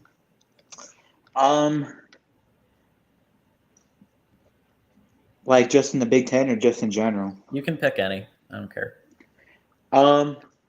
Well, I think I'm gonna probably go with maybe the Rutgers. Rutgers. Okay. Oh. Possibly the Rutgers. Seems like Why do you they say that? have a pretty easy. Seems like they have a pretty easy schedule. They do face Ohio State, right? Yeah, they're in the Big Ten East, so they're going to be facing Ohio State and Michigan and Penn State. But those games are going to be pretty tough. But you're not wrong, because for Rutgers, it's an easier schedule because Rutgers does have to face those opponents every year, but they also have quite a few winnable football games that we had their schedule pulled up earlier, and we could see 6 or 7 wins potentially for them. So I do agree with partially with what you're saying. People are saying Indiana could be good, or Michigan State. I don't think anymore. Right. Yeah, they play Michigan Indiana. State. They play Michigan State. Yeah. Michigan can get to State's not 6. going to be anything. Yep. Exactly. Argraw. Yeah, we did do it an hour. Yeah. So people can rewind about an hour. We went through Rutgers' schedule. I mean, we have been on going over 3 hours now, and I wanted to let some more people call in because with the momentum kept going, so we might as well keep going. We got blank name saying being master of the check down is not running the offense. A check down is not supposed to be your target. So blank name, I think I know a thing or two about Cade, and I'm going to tell you that he while I do think he is more about protecting the football and checking down than not, he can make longer throws. He has in the past. And he runs that offense. Remember, he was nominated as a captain. His teammates nominated him as a captain, which created the whole controversy when JJ did so well in fall camp because they had to do a quarterback audition. But Cade had won the locker room. He won one of the captainships, and that's you got to be a strong leader to do that. You have to win the locker room. So yeah. Do you think, I always wanted to ask, do you think that competition between JJ and Cade was a legit competition, or do you think that Harbaugh already knew who he was choosing? Because I always kind of thought that was kind of not true. I thought that maybe it was a way of saving face for Cade a little bit. Here's my thoughts on it. The play calling in the Colorado State game for Cade was very limited.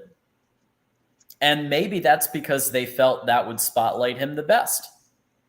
But the play calling for JJ was, let's sling it all over the field. If you saw that Hawaii game, he looked like, like an NFL top 10 quarterback in that game. It was against Hawaii, but then Cade came in and stunk it up, and we only later found out it's because he was injured. So he was dealing with an injury, I think it was a back injury, all off-season and during those games. So maybe that impacted the quality of his play. But I think that the play calling did him no favors in the Colorado State game. I was like, where's the deep balls? And maybe it's because they thought he couldn't throw it. Maybe they thought he would throw an interception. I don't know. So maybe they thought the short game would spotlight him better. But they definitely opened it up more for JJ.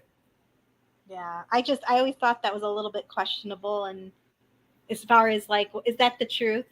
Is that the truth that it's really, an audition type of thing? I didn't buy that for a minute. Yeah, I think they had to do that though because Cade had won so much of the respect of the team, but JJ was just visually better, and so the coaches saw it too. We saw it. The coaches had to see it, and we saw what happened with in the Hawaii game when JJ came out and Cade was up against Hawaii's backups and he was still throwing picks. Like, he was injured, and that obviously they needed to he needed to rehab and get better. And I think he'll be a lot better for Iowa this year. But yeah, he was nursing some issues. Yeah. So he was throwing later picks. that he was injured all that time. Right. I remember hearing Cade explain that on that podcast you mentioned earlier. Exactly. Yep. The Jordan Palmer podcast that my fellow Michigan fans hate when I bring up, but it is extremely fascinating. If you actually want to look at the mentality of a player and why he switched programs, because the one who was trying to stir the pot in that podcast wasn't really Cade. It was Jordan Palmer trying to stir. It wasn't like Cade was actually being fairly diplomatic in that podcast, and you learn a lot. You can learn a lot about the psyche of players and NIL and everything else. I also wanted to respond to Roger Murtaugh. I don't know if that's how you say it. He made the comment, Iowa let Charlie Jones leave.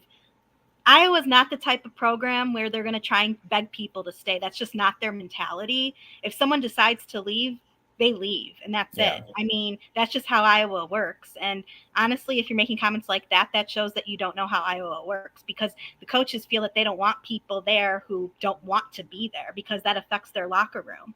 So that's just, I'm sure other schools think that way. I'm not saying this is uniquely an Iowa thing, but it's definitely the way Iowa thinks. Like, if someone has decided they're leaving, there's the door. We'll get somebody else. Like, they don't want that in their locker room. And someone else also brought up too, like Terry Roberts. That's something I forgot to bring up when I was talking at first about Iowa. He's in the transfer portal again. He had transferred out of Iowa to Miami, and now he's back in the transfer portal within like 3 or 4 months. We have Mike Fort, friend of the show, joining us. So we in the chat, and we thank you. Thanks for coming to my birthday show. I appreciate that. Go Blue. Thanks for that. We got a lot of interesting comments going on. I think Maryland blows out Michigan State. I don't think you're wrong, Corey. Yep. Michigan State's looking pretty rough.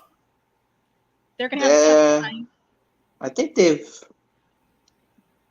been pretty terrible the last few years. One comment earlier, did JJ have a single elite throw? Yeah, go back to second half Ohio, or actually just watch the Ohio State game. He made some good throws to Cornelius Johnson, like long throws. Is JJ a 5-star? Yeah, he's a 5-star. I'd like to put out a challenge to Roger to call in next week if he's going to be a keyboard warrior. Yeah, Roger, we welcome you to call into the show. We invite you to call into the show. Please turn your mic. You don't have to have your cam on. You just need a microphone. Right. Thanks, Mike. Appreciate that. No one came except, I mean, Kenneth Walker, I didn't see him coming. And then he came out of nowhere, and he scored 5 touchdowns on Michigan. Like, I didn't see him coming. But Mel, he did strike gold with K9, but overall, I think we've seen that his leadership of the program is questionable at best. We see this with the mass exodus of players. We see this with the fact they're getting the shaft in the media in terms of the big game against Washington's going to be on Peacock. And the other one is going to got moved from their stadium to Ford Field. So they're kind of their program is looking a little rough. So we'll see. JJ was a 5-star for TCU. Haha, very funny. Here's the thing though, JJ was also keeping us in that football game. See, if you watch that whole game, TCU was up by, they were like destroying us for a bit there. And JJ came back and got us within a minute or two of like tying or winning the game. So JJ has talent, but your defense has to back you up. Defense did not go that well in the TCU game. Also, how about the fact that our best player was out, Blake Corum? So look, all the credit to TCU. They were the better team on the field that day. No one can argue that. They won on the scoreboard. They won. But at the end of the day, let's be real. Michigan should have won that game. There's no excuse that Michigan didn't win that game. And, if Blake Corum was in, he would have punched in 2 of those touchdowns, and it would have been a Michigan victory. So all credit to TCU. They won the game, but let's be real. I think it was just bad officiating too. I was watching that game. Yeah. We always get ripped. Michigan always gets ripped on when we talk about officiating. So I tend to try to avoid that and focus on what I see on the field. which is that the Philly special would probably not have been called if Blake Corum was in the game. You punch that touchdown in, you punch down the touchdown where it was literally a half yard away. Probably should have been called as a touchdown the play beforehand, but it wasn't. So they had half a yard, and obviously didn't quite make it. Yes. Let's see here. You guys did beat Ohio State though without Blake Corum, so that is true.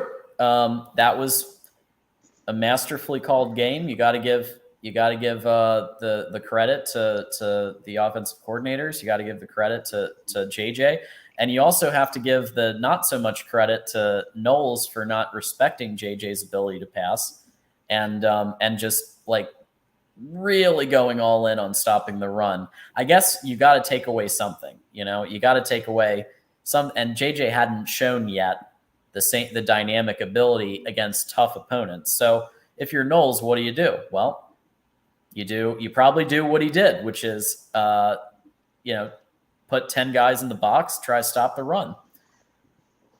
So I'd like to respond to Roger again, who really, frankly, needs to call in because he is spewing so much garbage. I was going to say something else, but I'm trying to be polite. Have you ever heard of Tyler Linderbaum? Have you ever heard of other our running backs who've made the NFL? Have you ever heard of Amir Smith-Marset? So try again. Call in and try again. All right. Tyler Linderbaum was the best center in the country. Yeah. I'm not even going to dignify. I mean, some of this stuff is just silly. Some of it's pure garbage. I mean, and the reason they don't want to call in, John, to be honest, is because they know they're full of it and they're just trying to get us all riled up in it. Yeah. So Roger, you're welcome to call in next week. And we'll just laugh at you in person at that point. All right. So listen, really appreciate everybody being on. I'm going to give both of you a chance to have a final thought and where can people find you. I'm going to start with Golden Playbook. So this is what we do on the, when we're wrapping up a panel, we let everybody have a final thought. And if you want to share where people can find you on the internet, you can. Okay, so I do got Instagram. Okay. I got a Facebook as well. My name is Gage. Okay. Gage Warren, Waren. That's my account name. So. Okay, Gage Warren. So check out Gage Warren. And any final thought for you? Just want to say that's why I like college football, man. That's the trash talk. I think it's better than the NFL, honestly. Yeah, I think that the rivalries, the traditions, and the trash talk. You're right. Sorry, I got one last thing. What do you guys think about Notre Dame? Do you guys feel that we'll win 10 games or 11 games? I don't pay much attention to Notre Dame. I really don't. I do think that they're going to be in the Big Ten eventually. That much I can tell you. Yeah, that I'd say 9 to 10 wins seems fair. Obviously, the Ohio State game will be big for you guys. If you can beat Ohio State, and remember they're probably going to be running Kyle McCord, and he's still probably going to be getting used to it. So you could win that game, and if you do, then 10 is absolutely possible. Yeah, I Maybe think 11. we have. Yeah, I think if we beat Ohio State, I think that's going to definitely help recruits too. Yep. Oh yeah. I mean, no doubt. And CJ Carr, we're still sad about that recruit going to Notre Dame. So I mean, you guys are bringing in a lot of talent. So I will say Freeman is showing that he can be a good recruiter. Let's see if it can be shown on the field. Yeah. And, I mean, you can't get any worse than Tommy Rees as OC. So I mean, I feel like you're probably in half decent shape. Yeah, I have more confidence this year because I actually think we might see a real offense. Oh, sorry. You can get worse than Tommy Rees. Erica's on here, and I mean Brian Ferentz. Let's be real.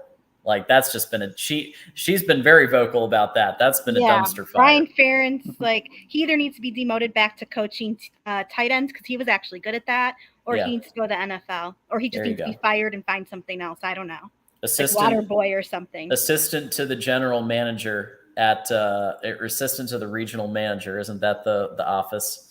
And maybe at the Patriots he can be assistant to the executive secretary or something. I don't even know. I mean, to be real, like he is good at coaching tight ends. I will give him that. Just being offensive coordinator is not for him, and certainly being quarterback coach is not for him either. I mean, I just don't have the energy to get riled up because I've done it enough times anyway. Everyone here knows how I feel about Brian Ferentz. I'm just very happy that Gary Barta's leaving. I mean, that just makes me really, really, really, really happy. Well, we'll keep talking about that golden playbook. We're going to say bye-bye to you because we're going to wrap the show up in a minute, but really appreciate you stopping by, man. Alrighty, thank you guys. Thank you. Yeah, Erica, I mean, yeah, it's going to be really something this year. I can't wait to watch it, Iowa. I'm going to be watching all the games because I want to see what Cade and Eric all are up to. Mm-hmm. So we're looking forward to that. But any final thought for you, and where can people find you on the internet? My final thought is pretty much the same as what I've already said. Number one, keyboard warriors need not apply. Either you call in or don't even say anything, because there's so much ignorance from these trolls in this chat that honestly it's special. It's special. That's all I'm going to say. I don't want to get inappropriate, but if you haven't heard of Tyler Linderbaum, you're a moron, okay? I'm sorry. He was the 25th pick. He was the best center in the country. If you don't know who he is, I can't help you. I mean, seriously, get the heck out of here. Right. So that's number one. Number two, I'm on Twitter, Eriquita0115. You can find me there. I basically talk about traveling and dogs and Iowa football, and that's pretty much it. And also politics from time to time if people are into that. So feel free to follow me if any of that interests you. And again, if you're a keyboard warrior, which there's certainly a ton of them, please call in. I'm not being facetious. I'm not making fun. I'm 100% serious. I want to talk to the people who don't know who Tyler Linderbaum is. I mean, seriously, I want to know who seriously can with a straight face say to me they don't know who Tyler Linderbaum is. Like, ridiculous. And then we have plenty of others who aren't tight ends and who aren't defense that have made the NFL as well. So people who are spewing this type of garbage, please call in. I would really like to talk to you. Carlton Banks, I do like Shih Tzus, but they're not my favorite. So I have a Shih Tzu terrier named Gizmo. There he is. You know, so I'm a big fan of Shih Tzus. And, yeah, I like terriers, all the small dogs personally. I mean, where I live right now, I'm not allowed to have a dog, so I'm actually planning on moving just so I can get one. But yeah, I like mini schnauzers, and I like the doodles and Havanese and all those cute ones. So if you want to talk more about that, feel free to follow me on Twitter, and we can talk. Absolutely. All right, Erica. Well, we'll see you next time. Hope we'll see you next week. And yep. I'll be here, and hopefully the keyboard warriors will too. There you go. The gauntlet has been thrown, folks. And enjoy the rest of your birthday. Thanks so much, Erica. I appreciate it. All right. Have a good evening, everybody. Thank you. All right. Michael, I have been. So, Michael, I came to College Park for the 2017 game, which was Michigan versus Maryland. And I had a blast. We stayed the whole time, and people got very, they were very animated. They were the few Maryland fans that stuck it out. I give mad respect for. They were very cool, and I thought it was a great time. And I'm happy to come back sometime. I believe that was pretty rainy. If I recall correctly, it was pretty rainy. So one more time, just on some of the things that you can do to support Voice of College Football. If you have a business, product, or a service, or you're an individual, you can sponsor the Voice of College Football. You can contact MarkRogersTV at gmail.com. And you can discuss with Mark Rogers different sponsorship options and how Voice of College Football can benefit you. Check out our merch store, topqualityshirts.com/collection/Mark Rogers. We have all kinds of products for the whole family. Father's Day is coming up, so shop the merch store. I'm putting the link right here. You can check it out. Aprons, hoodies, t-shirts, pool floaties, wine tumblers. I mean, you name it, we probably have it. Swimming trunks. And it's that time of the year where you need some swimming trunks.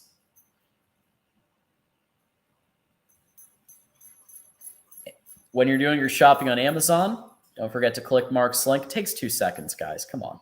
Just bookmark it. If you're going to shop on Amazon anyway, you might as well get Mark Rogers a couple of bucks. You might as well. Everything that we do, everything that Mark does to support, to grow, and he created this channel. He's been growing it. He brings on great guests. He brought in other hosts that have brought in great guests, like Anthony Munoz last night. That was big. So all of this stuff is happening on the best place for insight analysis on the internet. And what can you do in return? Hit the like button. Click on the Amazon link. You don't need to do everything, but just the things that if you're going to shop anyway, you might as well. Also, join our Discord and Patreon. Talk college football all the time. Patreon.com/MarkRogersTV. It's only $5. Do it. We're going to do some cool stuff during the season. We do special Patreon-only hangouts. If you don't like Patreon for whatever reason, you could also do a YouTube membership, a premium membership, which starts at just $2.99. So that's pretty nice. And last but not least, thank you to our sponsor, Aura.